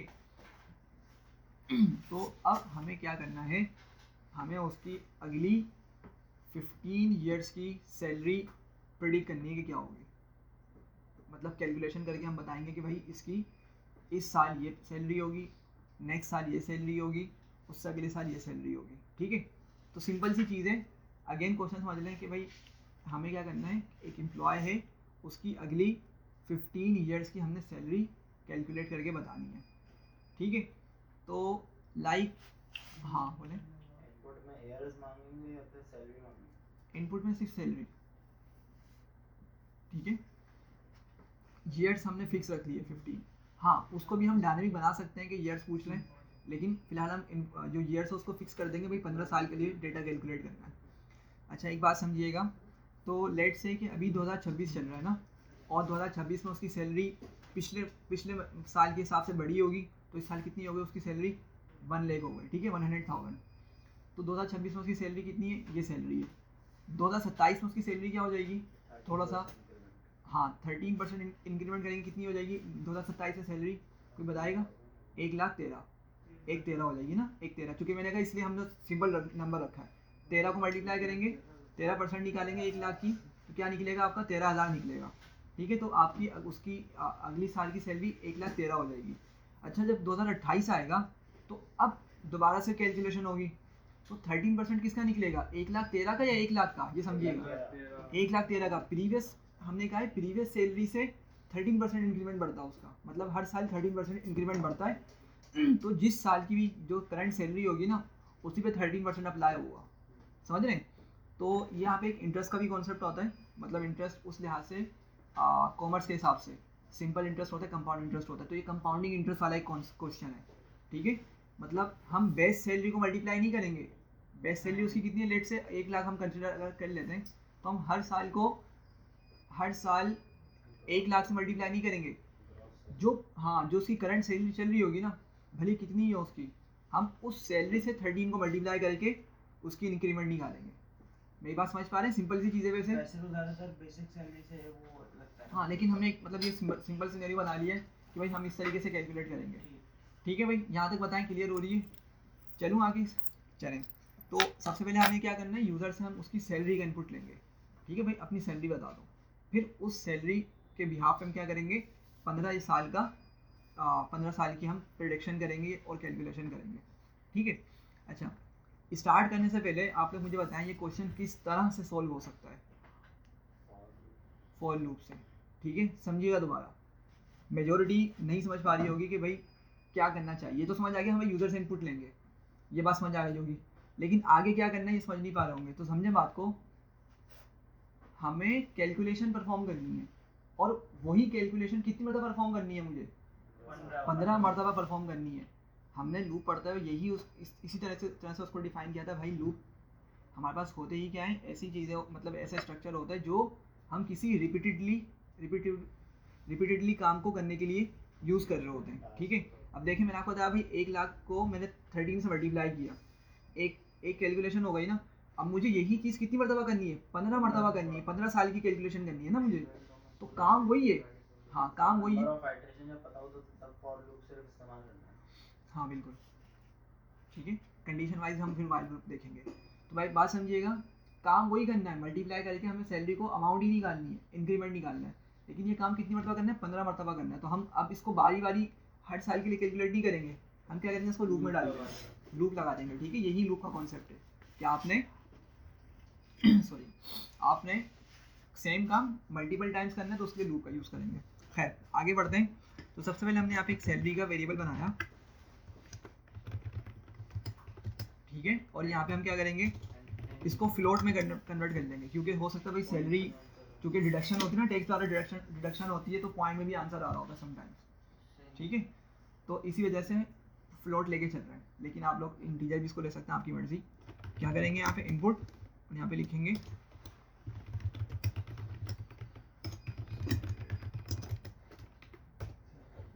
सही है, फ्लोट में कन्वर्ट हो गया। अच्छा अब मुझे चलाना है लूप, ठीक है। अभी हमने फिक्स किया हुआ 15 साल के लिए, तो हम 15 टाइम्स क्या करेंगे, लूप चलाएंगे, ठीक है। हाँ अच्छा अब क्या करूँगा मैं, लूप चलाऊँगा, ठीक है। और रेंज लगाएंगे। हाँ रेंज लगाऊंगा, लेकिन आइटरेटर को क्या नाम दूँ मैं, सॉरी कुछ भी बोल सकते हैं, एक्स वाई, ठीक है। लेकिन सूटेबल मुझे यहाँ पे लग रहा है ईयर, मैं ईयर यूज़ करूँगा। क्यों, क्योंकि मैं 15 साल मतलब सॉरी 15 मरतबा लूप चलाऊंगा ना, 15 टाइम्स लूप चलाऊंगा। और अभी हमने पीछे कॉन्सेप्ट समझा कि हम 15 साल है एक्चुअली, वो 15 टाइम्स लूप चलाने मतलब 15 साल की बात हो रही है, ठीक है। तो मैं इसलिए आइटरेटर को ईयर का नाम दे रहा हूँ ताकि थोड़ा सा सेंस बनाए, ठीक है। वैसे कुछ भी दे सकते हैं, मसले वाली बात नहीं है, काम करेगा। तो मैंने लिखा 4 ईयर इन रेंज, ठीक है। और 2026 से कहाँ तक जाऊँगा मैं, 2000 जी भैया वो भी लिख सकते हैं। लेकिन क्या होगा, जब हम मैसेज प्रिंट कर रहे होंगे ना, जब मैसेज प्रिंट कर रहे होंगे हम, तो हम बता देंगे भाई आपकी इस साल में ये सैलरी होगी, तो एक हमें हेल्प हो जाएगी। समझ रहे हैं बात को, अभी तो हम पीछे पढ़ा है ना सारा कि हम कोई भी नंबर यूज़ कर सकते हैं, तो बिल्कुल वही लूप है, वही चीज़ है ये। हाँ सॉरी आप क्या बोल रहे थे, 2041 हाँ 2041 लिखूँगा, ठीक है, ठीक है। अच्छा आप बात समझिएगा, 2041 लिखा, 2041 का मतलब क्या हुआ कि 41 तो कंसिडर नहीं होगा, तो कहाँ तक की सैलरी मिलेगी, 42 होगा, लिखेंगे तो 41 तक आपको 41 प्लस 1, तो प्लस 1 लगा देना। नहीं क्यों, देखिए 2041 लिखा, तो 41 वाला ईयर मतलब 41वां साल कंसिडर नहीं होगा, तो 2040 तक का डेटा मिलेगा मुझे, मतलब 2040 तक के नंबर्स मिलेंगे। मेरी बात समझ रहे हैं, तो 15 साल बन रहे नहीं बन रहे हमारे इस ड्यूरेशन में, बन रहे हैं ना। 26 को कंसिडर करके चल रहे हैं हम 26 को पहला साल, ठीक है। 2026 से 30 5 साल, और फिर 31 से 40 तक 10 साल, तो 15 साल। हाँ अगर आप इस साल को कंसिडर नहीं कर रहे तो फिर आप बिल्कुल 42 कर लें, ठीक है। मतलब जो आप करना चाहें इस लिहाज से भी कर सकते हैं। फिलहाल मैं इस साल को कंसिडर कर रहा हूँ, तो इसलिए मैं 41 यहाँ पे नंबर लिख रहा हूँ। अच्छा पहले मैं यहाँ पे एक काम कर लेता हूँ जल्दी से, पहले मैं आपको ईयर प्रिंट करके दिखा देता हूँ। तो क्या होगा, ये ईयर मुझे, अच्छा सैलरी मुझे ऐसी लेट से रैंडम लिख देते हैं हम। तो देखें इसने क्या किया, हमें सारे ये ईयर्स ला के दिखा दी कि हम इन ईयर्स के लिए कैलकुलेशन करने वाले हैं। अच्छा आगे बढ़ते हैं चलें। अब सबसे इम्पोर्टेंट चीज़ क्या है, इसी पॉइंट पे ज़रा रुक के सोचें। इस साल उसकी सैलरी 1 लाख रुपए, ठीक है, 1 लाख रुपए। अगले साल उसकी सैलरी कितनी होगी, अभी हमने देखी थी 1,13,000। तो मुझे क्या करना पड़ेगा, पहले मुझे उसकी सैलरी का इंक्रीमेंट निकालना पड़ेगा। हमने परसेंटेज भी फिक्स रखी हुई है 13%, ठीक है। मुझे 13% के हिसाब से उसकी अगले साल की सैलरी जो इंक्रीमेंट होगी, सबसे पहले तो वो निकालनी पड़ेगी ना भाई। मेरी बात समझ रहे हैं, जब तो मैं सैलरी फिक्स रखी है 1 लाख। फिलहाल आप चूँकि असल में ना वो सिंपल है करना, आप 50 कर लें, ठीक है। तो लेकिन उसमें फिर आपकी थोड़ी सी लॉजिक जो है समझाने के लिए ऐसे मुश्किल हो जाएगी, वैसे हम कुछ भी सैलरी लेके चल सकते हैं, ठीक है। अच्छा तो मैं बात कर रहा था कि सबसे पहले मुझे क्या कैलकुलेट करना होगा भाई, इंक्रीमेंट कैलकुलेट करना होगा, ठीक है। तो अगर मैं इस करंट साल की सैलरी पे 13% अप्लाई करता हूँ तो मुझे 13,000 मिलेगा आंसर, ठीक है। और ये इंक्रीमेंट है जो अगले साल उसका होने वाला है, सही है। अच्छा 13,000 इंक्रीमेंट है और उसकी जो बेस्ट सैलरी हो कितनी है, लेट से 1 लाख रुपये। तो मुझे इनको प्लस भी तो करना पड़ेगा ना भाई, इनको प्लस भी तो करना पड़ेगा ना, ताकि मैं नेक्स्ट साल की सैलरी बता सकूँ। अब सिर्फ मैं 13,000 थोड़ी दिखाऊंगा सैलरी में, ठीक है, तो 2 स्टेप्स होगा। पहले मुझे क्या निकालना है, इंक्रीमेंट निकालना है। सेकंड में क्या करना है, उनको प्लस करना है। प्रीवियस ईयर की जो सैलरी है उसके साथ मैंने इंक्रीमेंट को क्या करना है, प्लस करना है। मेरी बात समझ पा रहे हैं मैं क्या बोल रहा हूँ? करके दिखाता हूँ और अच्छे से क्लियर हो जाएगा। तो मैंने यहाँ पे इंक्रीमेंट का वेरिएबल बनाया, इंक्रीमेंट करके वेरिएबल बनाया, और क्या कैलकुलेशन होगी भाई, सैलरी। जो सैलरी है यूजर की वो किस में मौजूद है, वो वेरिएबल में मौजूद है सैलरी नाम के। तो मैंने सैलरी यहाँ पे लिखा, उसको टाइम्स करूँगा किससे, 13 से। 2 तरीके हो सकते हैं, आप अगर इसको इस तरह करते हैं 13 डिवाइडेड बाय 100 तो ये भी चलेगा, वरना कुछ लोग डायरेक्ट करेंगे अगर तो वो भी कर सकते हैं। किस तरीके से, 0.13। ठीक है, तो दोनों ही तरीके आपकी मर्जी, किसी भी तरीके से यूज़ करें, सेम आंसर मिलेगा। अगर हम लगाएंगे मल्टीप्लाई करेंगे तो डायरेक्ट वो परसेंटेज निकलेगा। परसेंटेज निकालेगा, इंक्रीमेंट बताएगा आपको कि इतनी सैलरी इंक्रीमेंट होगी। जो भी मतलब नंबर होता है अगर उसको 0 करके पॉइंट डेसिमल लगा असल में पता है, देखो 0.1, हाँ असल में देखो ये हो इसी तरीके से रहा है। आपके पास जो 0.13 आया है ना, वो आया ही आपको किस तरीके से, 13 को 100 से डिवाइड करके आया है। देखो यहाँ पे मैं लिखता हूँ 13 डिवाइडेड बाय 100। ठीक है। तो देखो 0.13, तो किसी के माइंड में डायरेक्ट डेसिमल चल रहे होते हैं। ठीक है, तो डेसिमल का भी यूज़ कर लें, लेकिन डेसिमल का यूज़ करें ना फिर ये नहीं करिएगा 100, फिर तो गलत हो जाएगा। फिर तो मतलब उसकी कितनी 0.0013%, मतलब 1% से भी कम के करीब हम उसकी इंक्रीमेंट निकाल रहे हैं, ये गलत हो जाएगा। ठीक है, तो आपकी मर्ज़ी, आप जिस भी तरह से आगे जाना चाह रहे हैं, इस वाले मेथड से या इस वाले तरीके से। खैर इसको मैं कमेंट करता हूँ और हम फिलहाल इसी वाले तरीके से आगे बढ़ते हैं। ठीक है, अच्छा भाई समझिएगा ज़रा, सैलरी पे 13% अप्लाई हुआ। ठीक है, और जो आंसर आया हमने किस में सेव कर लिया, इंक्रीमेंट वेरिएबल के अंदर। अब मुझे क्या करना होगा, नेक्स्ट लाइन में मुझे सम करना होगा। ठीक है, उसकी प्रीवियस सैलरी को सम करना होगा इंक्रीमेंट के साथ। ठीक है, तो क्या लिख सकता हूँ मैं, ये लिख सकता हूँ सैलरी प्लस इंक्रीमेंट, यही मुझे करना है ना। और इसको मैं किस में सेव करूँगा, सम में भी कर सकते हैं, टोटल में भी कर सकते हैं। ठीक है, लेकिन चलो मैं आपको पहले लिख के दिखाता हूँ, फिर यहाँ पे एक मसला होगा। ठीक है, हाँ ये भी बना सकते हैं। ठीक है, तो बता दूँ मैं, लेकिन हम इस तरह के कोई भी वेरिएबल फिलहाल यूज़ नहीं करेंगे। क्यों, बताता हूँ मैं। अब मैंने फिलहाल यहाँ पे टोटल बना लिया, क्या बना लिया भाई, टोटल वेरिएबल बना लिया, जिसमें हमें पता चलेगा भाई उस साल टोटल सैलरी उसकी कितनी है। ठीक है, यहाँ तक हो गए 2 काम हमारे इंपॉर्टेंट थे, हमने दोनों काम कर लिए। अब अगली लाइन पे जाके हम प्रिंट कर देंगे मैसेज। एफ स्ट्रिंग का यूज़ कर लेता हूँ मैं लिखता हूँ the salary in the year, और साल बता देता हूँ मैं उसको इस, और यहाँ पे क्या आ जाएगी जी, टोटल। ठीक है, ये बात समझ पा रहे हैं मेरी। अच्छा, अब ज़रा कोई इसका आंसर गेस करे, सोचे कि फर्स्ट टाइम जब लूप चलेगा, सैलरी इन ईयर 2026 इज 1,13,000। हाँ जो कि गलत है। 2026 में तो हमने कहा भाई उसकी सैलरी 1 लाख है। समझ रहे हैं बात को, ये समझे सारे। यहाँ पे इंक्रीमेंट जैसे आपका लूप चलेगा, आपका सी वाली लाइन एग्जीक्यूट होगी, इंक्रीमेंट कैलकुलेट हो जाएगा। इंक्रीमेंट 13 का आ गया। अच्छा, फिर हमने उस सैलरी को इंक्रीमेंट से प्लस किया और टोटल में सेव कर दिया। मैं टोटल यहाँ लिख रहा हूँ, यहाँ मतलब लाइन ये लिख रहा हूँ। इसका मतलब क्या हुआ कि हमने जो ऊपर कैलकुलेशन परफॉर्म करी ना, वो डेटा हमें यहाँ पे दिखाएगा ये, जो कि गलत बन रहा है। 2026 से तो उसकी सैलरी 1,13 है ही नहीं, उसकी सैलरी 1 लाख रुपये। तो मुझे इसको सही करना है, क्या करूँगा मैं, सोचिए बताएं क्या होगा जल्दी से। कहाँ पर, जो आपने कैलकुलेशन करी उससे भी पहले,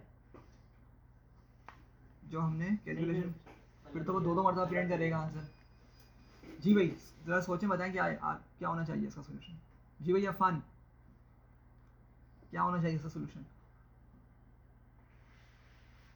इन द ईयर 2026 के अंदर 2027 के अंदर टोटल प्रिंट होना चाहिए। बिल्कुल, टोटल वहाँ पे प्रिंट होना चाहिए। सही है, तो चले बताता हूँ मैं। अगर मैं, समझिएगा इस चीज़ को, अगर मैं इस लाइन को ले जाऊँ सबसे टॉप पर और यहाँ टोटल की जगह क्या कर दूँ, सैलरी कर दूँ। ठीक है, इसी मैंने क्या किया, लाइन को उठा के मैं सबसे ऊपर ले लिया, मतलब पहले ही लूप के अंदर एंटर होते ही पहली लाइन मैंने क्या कर दी, मैसेज प्रिंट करवा दिया। अब ज़रा सोचें, जो यूजर एंटर करेगा 2026 का वही सैलरी प्रिंट हो जाएगी। समझ रहे हैं बात को? अच्छा फिर अगली लाइन पे जाएगा तो कैलकुलेशन होगी इंक्रीमेंट की, फिर वो सम करेगा, ठीक है। फिर दोबारा आप यही हाँ, अब लिखते जब हैं, आपका total लिख दिएगा। जब आपका सेकंड टाइम अब आपका लूप चलेगा ना, सेकंड टाइम अब आपका जब लूप चलेगा तो मसला क्या होगा कि भाई सैलरी लिखा हुआ है, यहाँ पे क्या लिखा हुआ है सैलरी, तो हर साल वो 1 लाख रुपये दिखा रहा होगा, यहाँ टोटल लिख देंगे। सही है। अच्छा अगर मैंने इसको टोटल कर दिया तो क्या होगा, अब वो नीचे करेंगे ना सर, नीचे करेंगे, जी। नीचे करेंगे तो फिर आपके पास हर लूप में 2 मरतबा प्रिंट हो रहा होगा आउटपुट, समझे? आप ये बोल रहे हैं ना कि इसको क्या करूँ मैं, उठा के यहाँ भी ले आऊँ और इसको टोटल कर दूँ। अब पता है क्या होगा, आपकी 2 मरतबा वो भी कर रहा होगा, ये भी प्रिंट कर रहा होगा। समझ रहे हैं बात को? तो इसलिए मैंने कहा था कि हम इसको सिंपल रखेंगे। और क्या करूँगा मैंने जो टोटल नाम दिया है ना, इसको मैं सैलरी बोल दूंगा। क्या बोल दूंगा? सैलरी। मतलब हर प्रीवियस वाली साल की सैलरी को मैं ओवरराइड करा दूंगा न्यू वाली कैलकुलेशन के साथ। समझ रहे हैं बात को? दोबारा समझें। सैलरी में आपका फर्स्ट टाइम लूप चला, सैलरी में क्या आया 1 लाख रुपए, उसने दिखा दिया salary in the year 2026 is 100,000। अच्छा भाई कैलकुलेशन हुई, इंक्रीमेंट 13,000 का आ गया, सम हुआ, सम होने के बाद आपके पास अमाउंट कितनी होगी टोटल 1,13,000। और वो मैंने किस में सेव कर दी, वो मैंने सैलरी में ही सेव कर दी। मतलब प्रीवियस वैल्यू को मैंने ओवरराइड कर दिया, 1 लाख को हटा के उसमें क्या स्टोर कर दिया 1,13,000। सॉरी, समझ रहे हैं बात को? अच्छा सेकंड टाइम लूप चलेगा, सेकंड टाइम लूप चल रहा है तो अब सैलरी की वैल्यू क्या होगी 1,13,000 होगी। अब ये सैलरी नहीं होगी बाहर वाली, अब तो कौन सी सैलरी होगी, अंदर वाली सैलरी होगी जो अभी हमने अंदर स्टोर करा। जब फिर वो सेकंड लूप चलाएगा तब भी तो डबल प्रिंट करेगा। कैसे करेगा बताएं? जब वो जब लूप चलाएगा तो सबसे पहले लूप का ईयर लेगा, फिर नीचे आएगा तो उसको प्रिंट मिलेगा, फिर हाँ। वो सैलरी प्रिंट हाँ, करेगा। अब सैलरी क्या प्रिंट फिर 1 करेगा? लाख रुपए प्रिंट करेगा वो। क्यों? अब तो हमने ओवरराइड कर दिया ना। तो वो तो आपने नीचे कर दिया ना सर। नहीं, वो नीचे ऊपर से नहीं होता फर्क। देखो चलो मैं आपको एक बताता हूँ, एक चीज़ बताता हूँ। जब आपने अगर नीचे ओवरराइड कर दिया तो वो ऊपर भी हो जाएगा। ऊपर भी हो जाएगा, समझे बात को? देखें देखें यहाँ पे जल्दी से देखें, मैंने नम में क्या लेकिन स्टोर आपने किया, तो बताया था जो नीचे वेरिएबल में हम कैलकुलेशन करके सेव करते हैं वो ऊपर जो मेन जो फर्स्ट है उसका वेरिएबल होता है उसमें सेव नहीं होता। होता है, यही तो होता है ओवरराइड, यही तो ओवरराइड होता है। समझे समझे? नम में क्या स्टोर किया मैंने 21, ठीक है। मैं आया, मैंने यहाँ पे लिख दिया नम इक्वल्स टू नम प्लस 20। सही है, मतलब ऊपर से नम की वैल्यू उठाएगा, कितनी है वो 21, 21 में 20 प्लस कर दिया, कितना हो गया 41। और 41 को मैं किस में स्टोर कर रहा हूँ, नम के अंदर। नम ऑलरेडी ऊपर बना हुआ ना एक वेरिएबल जिसमें 21 वैल्यू पड़ी हुई है, ठीक है। तो 21 अब खत्म हो जाएगी और क्या आ जाएगी उसके अंदर 41। अब समझे जरा, मैंने एग्जीक्यूट किया और मैं नम को प्रिंट करता हूँ, ठीक है। तो जरा देखें क्या आ रही है, 41 आ रही है। समझ पा रहे हैं बात को? तो कॉन्सेप्ट यही होता है कि आपने नीचे अगर उसको उसी वेरिएबल को यूज़ करके दोबारा से उसमें कोई डेटा सेव कर देना तो पुराना डेटा आपका लॉस, न्यू डेटा उसमें जाकर सेव हो जाता है। तो सॉरी, अगर हमने सैलरी के अंदर ही उसको सेव करवा दिया ना तो क्या हो जाएगा, फिर हमारा सैलरी वाला जो ऊपर वाला वेरिएबल है वो ओवरराइड हो जाएगा, हर लूप के अंदर ओवरराइड होगा। और जब नेक्स्ट टाइम लूप चल रहा होगा तो पहले उसको वही वैल्यू मिलेगी जो हमने सेव कराई है वेरिएबल के अंदर। चलें एग्जीक्यूट करते हैं ज़रा। अब सैलरी उसने मांगी, हमने कहा लेट से, सही है। तो ज़रा देखें 26 में कितनी आ गई 1 लाख, 27 में कितनी आ गई वही 1,13,000। और फिर आप अगर आप 1,13,000 का 13% निकालेंगे तो फिर आपके पास टोटल अमाउंट सम होने के बाद ये बन रही है, ठीक है। अब मसला ये आ रहा है कि यहाँ पे इतनी सारी वैल्यूज आ रही हैं। हाँ हाँ, वो लेकिन इसमें इस तरह से नहीं होता, पाइथन के अंदर इस तरह से नहीं होता। अच्छा सर ये आगे क्यों बढ़ा रहा है नंबर पॉइंट के बाद? देखें बात ये है कि जब आप मल्टीप्लाई करते हैं नंबर्स को तो आपके पास पॉइंट पर बहुत सारी वैल्यूज आती हैं। लाइक आपने कहा 22/7, इसको समझें, आपने कहा 22/7 एग्जैक्टली राउंड ऑफ कर लेंगे आप, तो देखिए कितनी सारी वैल्यूज आ रही हैं। तो जिस तरह से हम मल्टीप्लाई करते जा रहे हैं ना नंबर्स को, पॉइंट्स आपके बढ़ते जा रहे हैं। हम पता है क्या करेंगे, हम इसको राउंड ऑफ कर लेंगे। क्या बोलेंगे भाई, सैलरी को क्या करो, राउंड ऑफ, यहाँ पे आएंगे और राउंड फंक्शन यूज़ करेंगे। राउंड फंक्शन ये है इसका, ठीक है। ये पढ़ा था हमने? पढ़ा था? नहीं पढ़ा था। मुझे एग्जैक्टली याद नहीं पढ़ा नहीं, ये। नहीं पढ़ा। सही है, ये न्यू फंक्शन है, इसको समझ लें। बस राउंड ऑफ के लिए हम सिर्फ राउंड फंक्शन का ही यूज़ करते हैं, राउंड मतलब उसी नाम से। तो हाँ, अब समझिएगा यहाँ पे, अगर तो मेरी रिक्वायरमेंट ये है कि भाई राउंड ऑफ कर लो। राउंड ऑफ का रूल पता है वैसे किसी को क्या होता है? यस, क्या होता है बताएं? मोर देन 5 होता है तो फिर प्लस हो जाता है इस नंबर में, पीछे वाले नंबर में। अगर कम होता है तो फिर वही नंबर रहता है, अगर 5 हुआ तो और प्लस हो जाएगा उस नंबर के। सही है। अच्छा देखें, इसके भी ना 2-3 कॉन्सेप्ट्स हैं। ओ लेवल के अंदर क्या होता है कि अगर आपकी, मैं दिखा देता हूँ यहाँ पे समझे सारे जल्दी से। लाइक मैंने लिखा हुआ है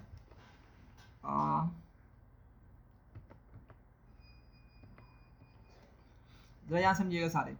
मैंने क्या लिखा हुआ, नंबर 1456, सही है। अब मैं बोल रहा हूँ भाई 4 को क्या करो, 4 को मुझे राउंड ऑफ करना है।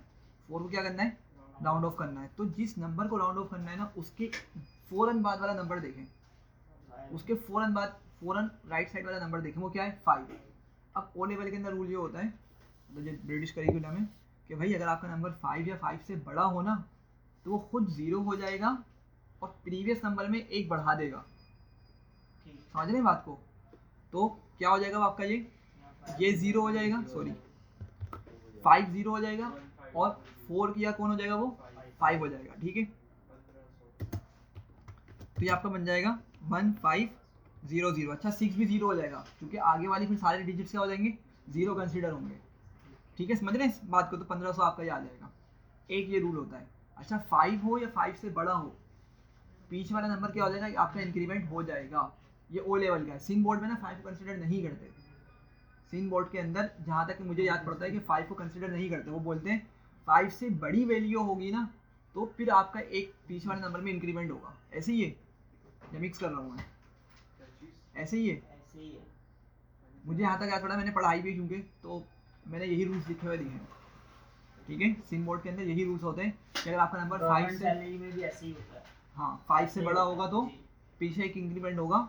ठीक है, वरना वो नहीं इंक्रीमेंट consider करेगा नहीं उसको। करेगा। सही है, ऐसे ही। लेकिन ओ लेवल में होता है। खैर इंक्रीमेंट का, सॉरी राउंड ऑफ का कॉन्सेप्ट ये होता है कि भाई अगर आपका नंबर 5 या 5 से बड़ा होगा ना, नॉर्मल पाइथन भी इसी तरीके से काम करता है, तो क्या होगा, वो पीछे वाले नंबर में 1 इंक्रीमेंट कर देगा। ठीक है, एक तो ये होता है। अच्छा दूसरा होता है कि हमें अगर कुछ डेसिमल प्लेसेस भी चाहिए, बात समझिएगा ज़रा। देखें यहाँ पे, लेट से इस नंबर को देखें, क्या लिखा हुआ है, ये 289.7। लास्ट वाला पॉइंट इग्नोर कीजिएगा, वो मेरा इस पॉइंट की वजह से आ रहा है। जो सबसे एंड का पॉइंट है ना, वो मैंने खुद लगाया हुआ है, तो उसको इग्नोर करें। बस ये नंबर देखें ज़रा क्या लिखा हुआ है, ये पूरी वैल्यू, और आखिर में क्या लिखा है, 0.7। तो मुझे क्या करना है, कम्प्लीटली राउंड ऑफ करना है, मतलब मुझे पॉइंट में आंसर चाहिए ही नहीं। ठीक है, तो मैं क्या करूँगा, सिंपल ये राउंड फंक्शन यूज़ कर लूँगा। क्या करेगा, ये क्या करेगा, राउंड कर देगा। मतलब क्या हुआ, जहाँ जहाँ इसको नंबर 5 या 5 से बड़ा नंबर मिला, तो पीछे क्या करेगा, 1 का इंक्रीमेंट कर देगा, 1 का इंक्रीमेंट कर देगा। ज़रा चला के देखते हैं इसको।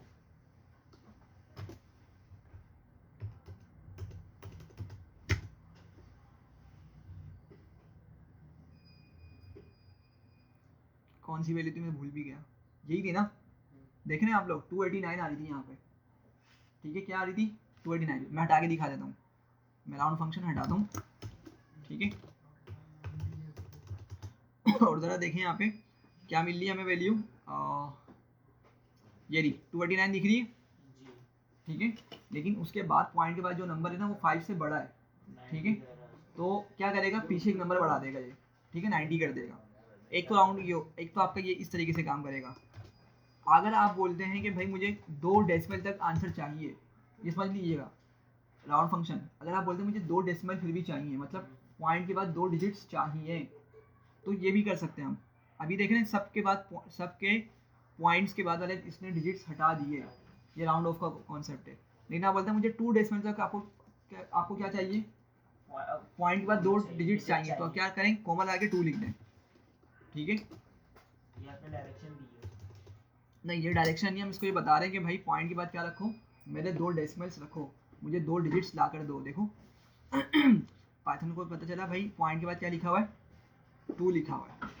अच्छा ये राउंड Round function आपको के ये अंदर। स्पेस देता है कि आप ये कर इतने डिजिट्स आप ले आए। मेरी बात समझ पा रहे हैं मैं क्या बताना चाह रहा हूँ? ओके।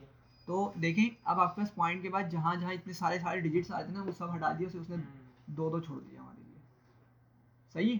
तो जो आप बोलते हैं परसेंट बार 2f, वो इस तरह से काम नहीं करता, वो इस तरह से यहाँ पे काम करता है राउंड के फंक्शन में। हाँ भाई, तो थोड़ा सा क्लियर हुआ, सिंपल होगा होपफुली, इतना कोई डिफिकल्ट नहीं होगा। हाँ, कोई मसला?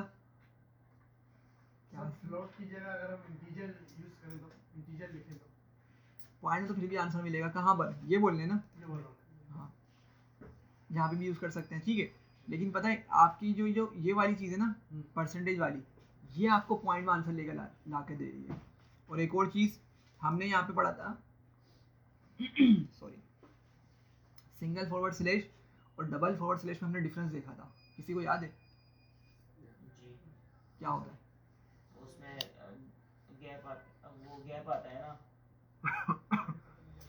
किस तरह का गैप? टैब का गैप आता है। नहीं नहीं नहीं टू टाइम मल्टीप्लाई करें नहीं, आप गलत, वो ऑपरेटर की बात कर रहे हैं आप स्केपिंग कैरेक्टर की बात कर रहे हो, वो नहीं बात कर रहा आप मैं। हाँ, operator की ऑपरेटर्स की बात बात कर रहा हूँ। सिंगल फॉरवर्ड स्लैश और डबल फॉरवर्ड स्लैश में क्या डिफरेंस होता है? पॉइंट शायद खत्म हो जाता है। वो देता है ना, रिमाइंडर देता है ना। देखो होता क्या है कि लेट से तो लिखा हुआ है सिंगल फॉरवर्ड स्लैश अगर यूज़ करेंगे ना, पॉइंट में अगर नहीं आंसर आता ना, तो जब भी वो लेकर आएगा, देखें यहाँ पे मैंने किया 10 फ्लोट में ही लाएगा डिवाइडेड बाई 2, देखें 5.0 करके लाएगा, देख रहे हैं फ्लोट में लेकर आया आंसर को। लेकिन अगर मैंने हाँ, ये लिखा हुआ डबल फॉरवर्ड स्लैश के साथ यूज़ किया होता, ठीक है, तो अब क्या होगा, नॉर्मल इंटीजर बना के लाएगा, ठीक है। हाँ, लेकिन एक और चीज़ समझिएगा आप जरा। लेट से मैंने किया डिवाइड 3 को 5 से, तो क्या आंसर आ रहा है भाई? 0.6। लेकिन अगर मैंने यहाँ पे डबल डिवीजन यूज़ कर ली ना, मतलब डबल सिंबल यूज़ कर लिया, तो क्या ला देगा आंसर? 0 ला देगा, जो कि गलत है। गलत है ना, मतलब 0.6 कुछ तो वैल्यू है ना हमारे पास, ठीक है। तो मैं आपको बताना चाह रहा था कि यहाँ पर यहाँ पर पॉइंट जो आ रहा है ना, वो आपका इस सिंगल फॉरवर्ड स्लैश की वजह से भी आ रहा है। तो अगर आप इसको डबल कर देंगे तो क्या हो जाएगा, जब भी आपका पॉइंट ख़त्म हो जाएगा, लेकिन वो गलत सेंस बन जाएगा। तो इसलिए हमने यहाँ पे राउंड फंक्शन का यूज़ किया, ताकि हमारा आंसर भी प्रॉपर रहे। जब वो हमारी आंसर ही वैल्यू गलत निकालता है डबल स्लैश, यूज क्यों है इसका? देखिए यही होता है ना कि डबल फॉरवर्ड स्लैश का यूज़ पड़ता है हमें कैलकुलेशन के दौरान ना। आपको पॉइंट के बाद की नंबर की ज़रूरत नहीं है, जैसे वो बड़े नंबर्स हैं। अब जैसे हमारी सिनेरियो के अंदर कोई छोटा नंबर नहीं है, सारे बड़े नंबर्स हैं ना, ठीक है। जी, तो पॉइंट के बाद जो चीज़ें आ रही है हमारे लिए एक तरह से यूजलेस है, सपोज करें, तो हम डबल फॉरवर्ड स्लैश का यूज़ कर सकते हैं। लेकिन अगर छोटी आपको कैलकुलेशन है वहाँ नहीं करें। ऐसे आंसर जहाँ पे आपका नंबर ही 1 से छोटा आ रहा है, आंसर ही 1 से छोटा आ रहा है, अगर वहाँ पर डबल फॉरवर्ड स्लैश यूज़ कर लेना, फिर तो आपका आंसर ही गलत मिलने वाला है। समझ रहे बात को? तो बड़े आंसर के लिए तो मसला नहीं है, पॉइंट के बाद वाली वैल्यूज को हम इग्नोर भी कर सकते हैं, ठीक है। लेकिन छोटों के लिए ये नहीं कर सकते। हाँ भाई कोई क्वेश्चन इसमें? करते दोनों डिवीजन है, परफॉर्म डिवीजन ही करते हैं। चले फिर आगे बढ़ते हैं।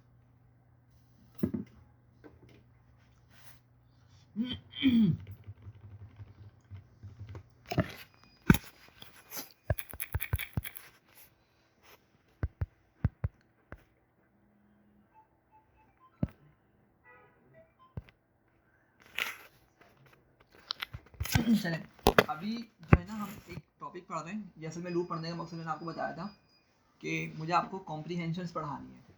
कॉम्प्रीहेंशंस, अभी हम फर्स्ट कॉम्प्रीहेंशन देख रहे हैं, लिस्ट कॉम्प्रीहेंशन उसका नाम है टॉपिक का, ठीक है।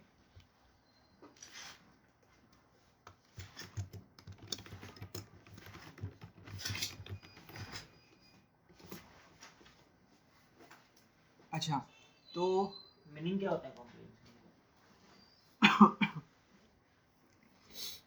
कॉम्प्रीहेंशन जो है ना आपकी, मतलब शॉर्टेड स्ट्रक्चर्स होते हैं पाइथन के हिसाब से। इसका मतलब क्या होता है कि शॉर्ट स्ट्रक्चर्स।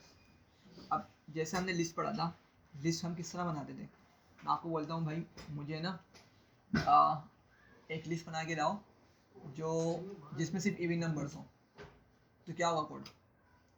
अगर एक क्वेश्चन मैं आपसे पूछूं, भाई मुझे एक ऐसी लिस्ट चाहिए जिसमें 1 से लेके 100 तक के इवन नंबर्स हों, mod 2 कर देंगे, मॉड्यूलस ऑपरेटर 2। लेकिन चलाएंगे किस पे? चलाएंगे किस पे? उसका कोड कुछ ऐसी बनेगा ना, देखें यहाँ पे मैं क्या करूँगा, मैं लिखूँगा फॉर लेट्स से n फिर वो एक In को range निकालेगा और एक को 1 से करेगा। 101, ठीक है। और फिर मैं क्या करूँगा, मैं चेक करूँगा if n module operator 2 equals to 0। अगर ये ट्रू हो जाता है तो मैं क्या करूँगा, मुझे एक लिस्ट बनानी है ना भाई, लिस्ट बनानी है इवन नंबर्स की। मैं यहाँ पे एक इवन नंबर्स की एक एम्प्टी लिस्ट बना के रख देता हूँ, ठीक है। और मैं क्या करूँगा, अंदर आके अगर ये कंडीशन ट्रू होती है तो इवन नंबर की लिस्ट में क्या कर दूंगा भाइयों, प्रिंट या अपेंड करूँगा ना, लिस्ट में सेव करना है मुझे सारे नंबर्स, और फिर वो मुझे लिस्ट चाहिए, ठीक है। तो मैं क्या करूँगा, अपेंड कर दूंगा उस नंबर को, वरना मुझे नंबर्स नहीं चाहिए बस। तो अब ज़रा देख लें, ये तकरीबन 4-5 लाइन में हमारा कोड गया है, 4 लाइन से तकरीबन। मैं अब इवन नंबर्स को प्रिंट करता हूँ, तो ज़रा देखें आपके 1 से 100 तक की रेंज में सारे इवन नंबर्स आ चुके हैं, ठीक है। क्लियर हो रही है बात? फॉर चलाना जरूरी है इसमें। हाँ 4। अब ये नॉर्मल हमारा लिस्ट वाला क्वेश्चन है। अब इसी चीज़ को हम कॉम्प्रीहेंशन से समझेंगे, लिस्ट कॉम्प्रीहेंशन। ये जो 4 लाइन्स लिखी है ना, ये कंप्रेस होके श्रिंक होके एक ही लाइन में सारा कोड आ जाएगा। अब किस तरह आएगा उसको समझ लें, ठीक है। समझिएगा बात को। पहले मैं एक सेंटेंस लिखता हूँ सिंपल,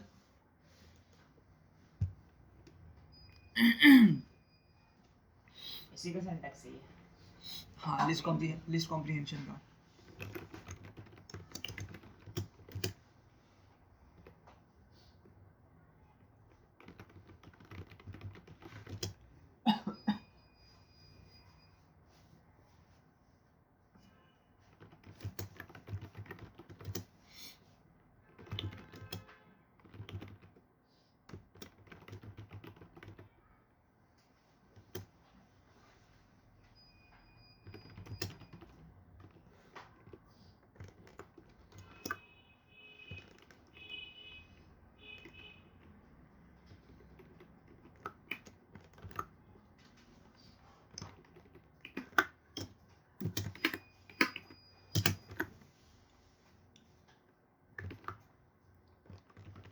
चलिए ज़रा देखें,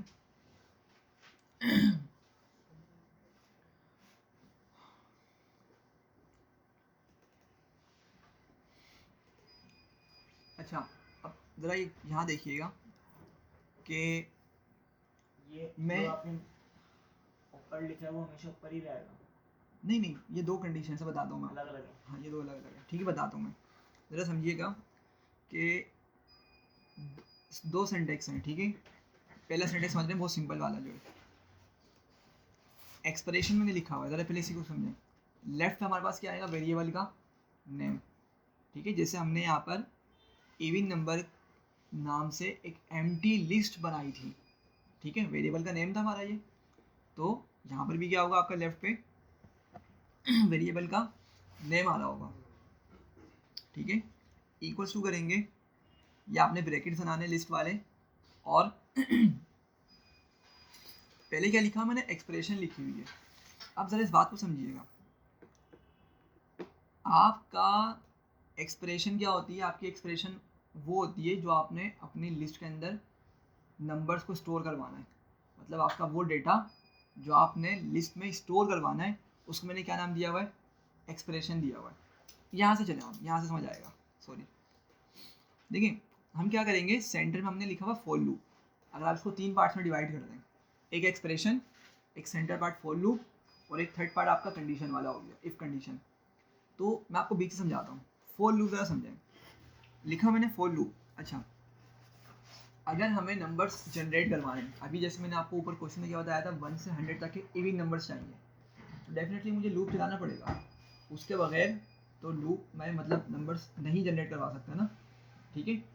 तो मैंने क्या करना है, मैंने यहाँ पे सेंटर में, डायरेक्ट रेंज फंक्शन से भी तो जनरेट करा सकते हैं आप। हाँ लेकिन फिर कन्वर्ट कैसे करेंगे आप, मतलब समझे बात को। आपकी बात सही है, हम रेंज फंक्शन से भी नंबर्स जनरेट कर लेंगे, लेकिन आप बारी बारी नंबर्स निकालेंगे कैसे उसमें से, बारी बारी नंबर्स निकालेंगे कैसे, वो तो लूप से ही निकलते हैं। समझ रहे हैं बात को भाई, आपको जो बारी बारी यहाँ पे नंबर मिल रहा है जी, के अंदर, जी, ये तो लूप से ही मिलेगा। सही है। नंबर्स जनरेट हो जाएंगे, निकालने के लिए आपको लूप लाजमी चलाना पड़ेगा, सही ठीक है। अच्छा खैर मैं ये क्या बोल रहा था कि भाई हम लूप चलाएंगे सेंटर पे, और अभी हमारी सिर्फ एक कंडीशन है कि भाई इवन हो तो हमारे पास उसको अपेंड करवा दो, तो मैंने इफ़ कंडीशन लिखनी है। उसके बाद लूप चलाऊंगा मैं सेंटर में, और कहाँ लिखूंगा इफ़ कंडीशन को? एंड में। अब समझिएगा बात को, अगर हमारी ये कंडीशन ट्रू होती है, इफ़ कंडीशन ट्रू होती है, तो पता है क्या एग्जीक्यूट होगा? एक्सप्रेशन वाला पार्ट एग्जीक्यूट होगा। क्या एग्जीक्यूट होगा? एक्सप्रेशन वाला पार्ट एग्जीक्यूट होगा। समझा दो मैं क्या बोल रहा हूँ, क्लियर हो जाएगा। लेट्स से मैं यहाँ पे नाम देता हूँ इवेंट्स, वेरिएबल का नाम क्या रख दिया मैंने? इवेंट्स, या कुछ भी, ब्रैकेट बनाए, ठीक है। अच्छा अभी एक्सप्रेशन छोड़ दो, मैंने थोड़ा सा स्पेस दे दिया। पहले हम लूप चलाएंगे। अब मुझे 1 से लेके कहाँ तक के नंबर्स चाहिए? सबसे पहले 100 तक के नंबर्स चाहिए ना, ठीक है। तो हमें मालूम है लूप हम पढ़ चुके हैं, यही मकसद था लूप पढ़ने का। तो क्या लिखूंगा मैं? फॉर एन इन रेंज, और रेंज बता दूंगा 1 से लेके 101, ठीक है। मैंने ये चीज़ लिखी है, और अगर आप लोग थोड़ा सा इसको रिकॉल करें, ये बिल्कुल वही सिंटेक्स है जो हमने ऊपर यूज़ किया है, जो हमने ऊपर समझा है, ठीक है। हाँ, कॉलन वगैरह नहीं लगेंगे यहाँ पर, हम ऊपर कॉलन लगाया करते थे, लेकिन यहाँ पे कॉलन नहीं लगेंगे। एरर नहीं आएगा फिर? नहीं, एरर नहीं आएगा। पहले बताएं यहाँ तक समझ आ रही है? तो मैंने फॉर लूप लिख दिया, जिस तरह हमने ऊपर यूज़ किया उसको यहाँ पे लिख दिया, बस कॉलन नहीं लगाया। अच्छा मैंने उसके बाद लिखा हुआ इफ़ कंडीशन। इफ़ कंडीशन कहाँ लिखनी है मुझे? लूप के बाद या पहले? लूप के बाद में, समझिएगा। अगर किसी ने कंडीशन लूप से पहले लिख दी, एरर दे देगा, दिखा देता हूँ मैं अभी। लेकिन सही तरीका क्या है इसको लिखने का? हमें कंडीशन को, अगर सिर्फ इफ़ कंडीशन है, अगर सिर्फ इफ़ कंडीशन है, तो वो कहाँ लिखी जाएगी? लूप के बाद में। चले मैं लिखता हूँ यहाँ पर, वो कंडीशन क्या आती है हमारी? If n modulo operator 2 equals to 0, यही कंडीशन थी हमारी कि अगर इवन नंबर हो, ठीक है। अब समझिएगा बात को, फिलो समझिएगा ज़रा जल्दी से। आपके पास यहाँ से काम चलना स्टार्ट होगा, मतलब सेंटर से आपका क्या होगा? आपका प्रोग्राम या कोड रीड होना शुरू होगा। अच्छा भाई, तो आपको पता चला, कंपाइलर को पता चला कि भाई हमने कहाँ से कहाँ तक नंबर जनरेट करने? 1 से 100 तक उससे नंबर जनरेट करने हैं। अच्छा वो क्या करेगा? बारी बारी एन के अंदर नंबर्स को उठाएगा। तो फर्स्ट टाइम एन की वैल्यू क्या हो जाएगी भाइयों? 1, एग्जैक्टली। अब पता है क्या होगा? अब वो आगे जाएगा, मतलब इस पूरे सिंटेक्स की वजह से उसने एन की वैल्यू उठाई 1, सही बात। अब पता है वो आगे जाएगा, इधर इफ़ कंडीशन पर आएगा और कंडीशन चेक करेगा कि क्या 1 इवन है या ऑड है। मॉडल ऑपरेटर वाली हमने जो कंडीशन लगाई हुई है, तो इसको क्या पे क्या पता चलेगा? या फॉल्स मिलेगा ना। जब उसने 1 उठाया तो राइट वाली कंडीशन क्या हो जाएगी? इसकी फॉल्स हो जाएगी, ठीक है। अच्छा जब फॉल्स होगी तो फिर ये कुछ भी काम नहीं करेगा, ठीक है। फॉल्स रहेगी, कुछ भी काम नहीं करेगा, क्योंकि हम सिर्फ इफ़ कंडीशन को देख रहे हैं अभी फिलहाल। अच्छा सेकंड टाइम लूप चलता है, अब जरा समझिएगा यहाँ पे। सेकंड टाइम आपका लूप चला तो एन की वैल्यू क्या उठेगी? अब 2। यहाँ पर आएगा कंपाइलर, इसको रीड करेगा और चेक करेगा कि क्या ये इवन नंबर है। यहाँ पे क्या मिलेगा इसको? ट्रू मिलेगा ना भाई, समझ रहे हो सब बात को? क्या मिलेगा? ट्रू। अब समझिएगा, जब मुझे इफ़ की कंडीशन ट्रू मिले और उसके ट्रू होने पे मुझे कुछ ना कुछ काम करवाना तो होगा ना, लाजमी सी बात है। और मुझे काम क्या करवाना है? मुझे वो सारे नंबर्स चाहिए जो इवन हो। तो समझिएगा बात को, ये जो ट्रू वाली कंडीशन है यहाँ पे, जो ट्रू ये कंडीशन, मुझे इसके ट्रू होने पे क्या चाहिए? वो नंबर चाहिए। तो मैं यहाँ पे लिख दूंगा एन, बस। दोबारा समझिए इसको, मैं क्या बोल रहा हूँ कि भाई वो बारी बारी यहाँ से नंबर उठाएगा, ठीक है, और आगे जाके चेक करेगा कि वो नंबर क्या है, इवन है या ऑड है, सही है। जब आपकी ये कंडीशन ट्रू होगी तो फिर कहाँ पर आएगा वापसी? फिर वो आएगा पीछे एक्सप्रेशन वाले पार्ट पे। कहाँ आएगा वो? जहाँ मैंने एक्सप्रेशन लिखी है ना, यहाँ पे देखें ज़रा। पहले आपके पास ये वाली चीज़ एग्जीक्यूट होगी, सेंटर वाली। फिर क्या एग्जीक्यूट होगी? If condition. और अगर इफ़ कंडीशन ट्रू होती है तो वापसी कहाँ पर आएगा? फिर ये एक्सप्रेशन पर आएगा। और अगर इफ़ कंडीशन फॉल्स हो जाती है तो एक्सप्रेशन को एग्जीक्यूट नहीं करेगा। समझ रहे मेरी बात को? चलें एग्जीक्यूट करते हैं ज़रा इसको, ठीक है। तो देख रहे ज़रा, एक ही लाइन में हमारा सारा कोड कंप्लीट हो गया। अब मैं इवेंट्स को प्रिंट करता हूँ, ज़रा देखें। 2 से लेके हमें 100 तक के नंबर्स मिल गए। तो जो काम हमने ऊपर 4 लाइन से किया था, वही काम हमने यहाँ पे एक लाइन में कर दिया है। मेरी बात समझ पा रहे हैं? कुछ को ये कन्फ्यूजन होगी भाई सिर्फ यहाँ पे n क्यों लिखा है, n के साथ कुछ और क्यों नहीं लिखा। देखिए बात समझें, मुझे आउटपुट में क्या चाहिए था, सिर्फ इवन नंबर ना, सिर्फ इवन नंबर चाहिए था। तो इवन नंबर मुझे कहाँ पे मिलेगा, n में ही लोड हुआ हुआ मिलेगा ना। जब आपके पास जब हमारे पास लूप चलेगा तो बारी बारी n में वैल्यूज उठेंगी, ठीक है। वो वैल्यूज को हमने कंडीशन में चेक किया, अगर ये कंडीशन ट्रू होगी तो हमने कहा भाई वही नंबर मुझे ला कर दे दो, ठीक है, वही नंबर ला के दे दो। अगर कंडीशन फॉल्स हुई तो फिर ये एग्जीक्यूट ही नहीं होगा एक्सप्रेशन। सर एक क्वेश्चन है, अगर हम ये एक्सप्रेशन ही हटा दें तब भी तो वो काम करेगा ना? काम तो करेगा, लेकिन फिर आउटपुट क्या लाएगा? आउटपुट लाएगा कि जो हमने उसको रेंज दी हुई है 1 से 100 तक की, उसमें से वो चेक करेगा कि अगर 2 से वो डिवाइड हो सकता है पूरी तरह से, तो वो जो बचेगा फिर वो देगा ना आउटपुट। नहीं नहीं नहीं, ऐसा नहीं होगा।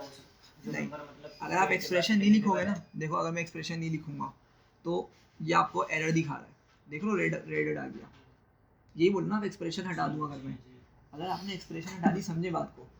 आपने बोला भाई कंडीशन ट्रू हो, तो कंडीशन ट्रू होने पर हम कुछ काम करते थे ना भाई, हमने वही चीज़ हटा दी। एक्सप्रेशन हटाने का मतलब क्या है कि हमने उसको बोल दिया अगर कंडीशन ट्रू हो और बता भी नहीं रहे क्या करो, ठीक है, तो एरर दे देगा। देखें अगर मैं एग्जीक्यूट करूँगा ना, क्या बोल रहा है, इनवैलिड सिंटेक्स, कि हमने यहाँ पे उसको वो चीज़ बताई नहीं कि उसने करना क्या है। प्रिंट क्या देना है उसको? हाँ, प्रिंट नहीं करना, एक्चुअली अपेंड कर रहे हैं, आप लोग गौर कर रहे हो।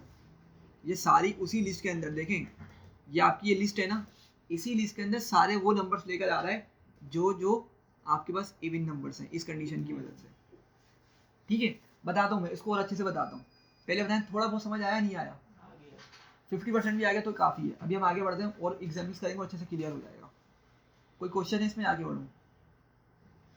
हमने एक काम करते हैं, सिंपल वाला प्रोग्राम देखते हैं, बहुत बहुत सिंपल सा, ठीक है। हम क्या करते हैं, हम एक ऐसा कोड लिखते हैं जो हमें 1 से 10 तक के स्क्वायर्स ला के देगा। क्या करेगा, 1 से 10 तक के स्क्वायर, मतलब 1 square is 1, 2 square 4, 3 square 9, 4 square 16। तो हमें बस ये सिंपल सा कोड लिखना है कि 1 से 10 तक के हमें स्क्वायर मिल जाएं, ठीक है। अब अगेन दो तरीके, क्या है, दो तरीके। हम फिलहाल लिस्ट कॉम्प्रीहेंशन से करेंगे इसको, समझिएगा बात को। मैं क्या बताऊंगा, वेरिएबल, और क्या लिखा मैंने, स्क्वायर्स या स्क्वायर, आपने जो भी लिखना हो। लिस्ट का मैंने ये बनाया, ठीक है। और सबसे पहले हमने क्या बात की थी, हमें लूप चलाना पड़ेगा, क्योंकि मुझे एक से ज़्यादा नंबर चाहिए ना भाइयों, मुझे लूप चलाना पड़ेगा।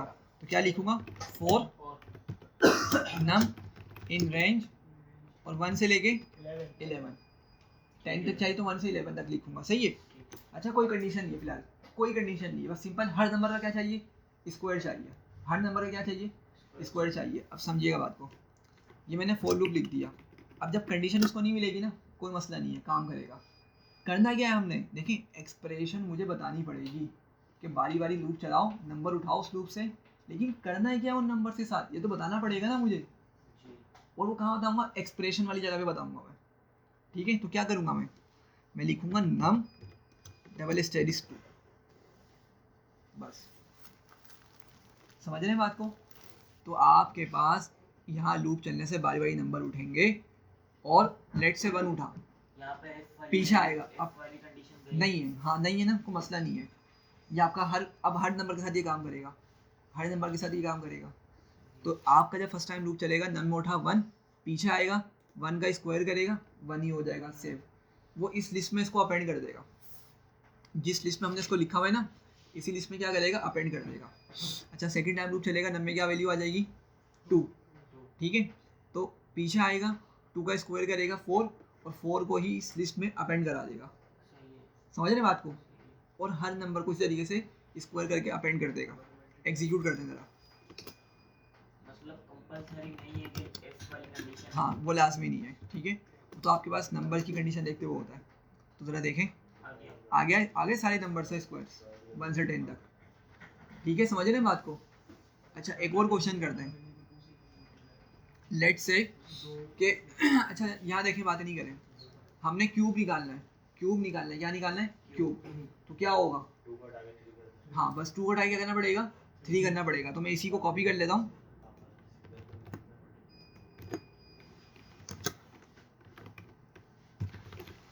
मैं 2 को हटाइए, यहाँ पे क्या कर दूंगा बस और कैलकुलेशन 3, ठीक है।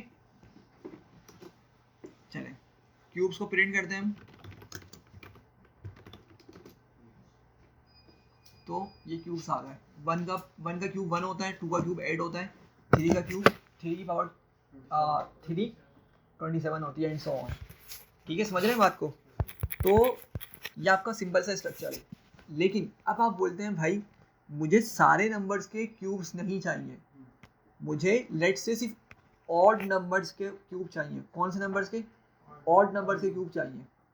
तो कंडीशन आ गई ना, कंडीशन अब आपको इफ लगाना पड़ेगा। Not equals to 0 modulus. तो कहाँ पे लगाऊंगा इफ में, जरा जल्दी से बताएं। जी भाई, लूप के बाद, एग्जैक्टली रेंज के बाद, मतलब लूप के बाद, बिल्कुल यही है। ठीक है, तो मैं क्या लिखूंगा भाइयों, इफ नम, सॉरी स्पेस आएगी, इफ नम, और मुझे ऑड नंबर्स के क्यूब चाहिए। समझ रहे बात को, ऑड नंबर से क्यूब चाहिए। तो क्या लिखूंगा मैं, इफ नम मॉड्यूलो ऑपरेटर 2, क्या लिखना चाहिए, not equals to not equals to 0, या इन अदर वर्ड्स आप लिख सकते हैं इक्वल्स टू 1। दोनों तरीके, ठीक है, दोनों तरीके काम करेंगे। तो अब आपको सिर्फ उन नंबर्स के क्यूब मिलेंगे जो क्या है भाइयों, ऑड है। ठीक है, एग्जीक्यूट करते हैं, फिर प्रिंट करते हैं। तो देखें सारे नंबर्स के ऑड वाले नंबर से क्यूब्स मिल रहे हैं। ठीक है, तो बहुत ज़्यादा ना ये पावरफुल स्ट्रक्चर है शॉर्ट करने के लिए चीज़ों को। ठीक है, और प्रैक्टिस करेंगे इंशाल्लाह और अच्छे से क्लियर हो जाएगा। इसके बहुत सारे क्वेश्चन जैसे मैंने लिखे हैं। अच्छा, इसमें हमेशा जो कंपाइलर है वो फॉर से चलना शुरू करता है, इफ जाता है फिर वो वहाँ पर आता है फर्स्ट पे। ठीक है भाई, तो इसको यहीं तक रखते हैं इंशाल्लाह, फिर हम नेक्स्ट क्लास में और इसके थोड़े से और डिटेल क्वेश्चन देखेंगे। ठीक है, चलिए इसको वाइंड अप करेंगे। रिकॉर्ड है नहीं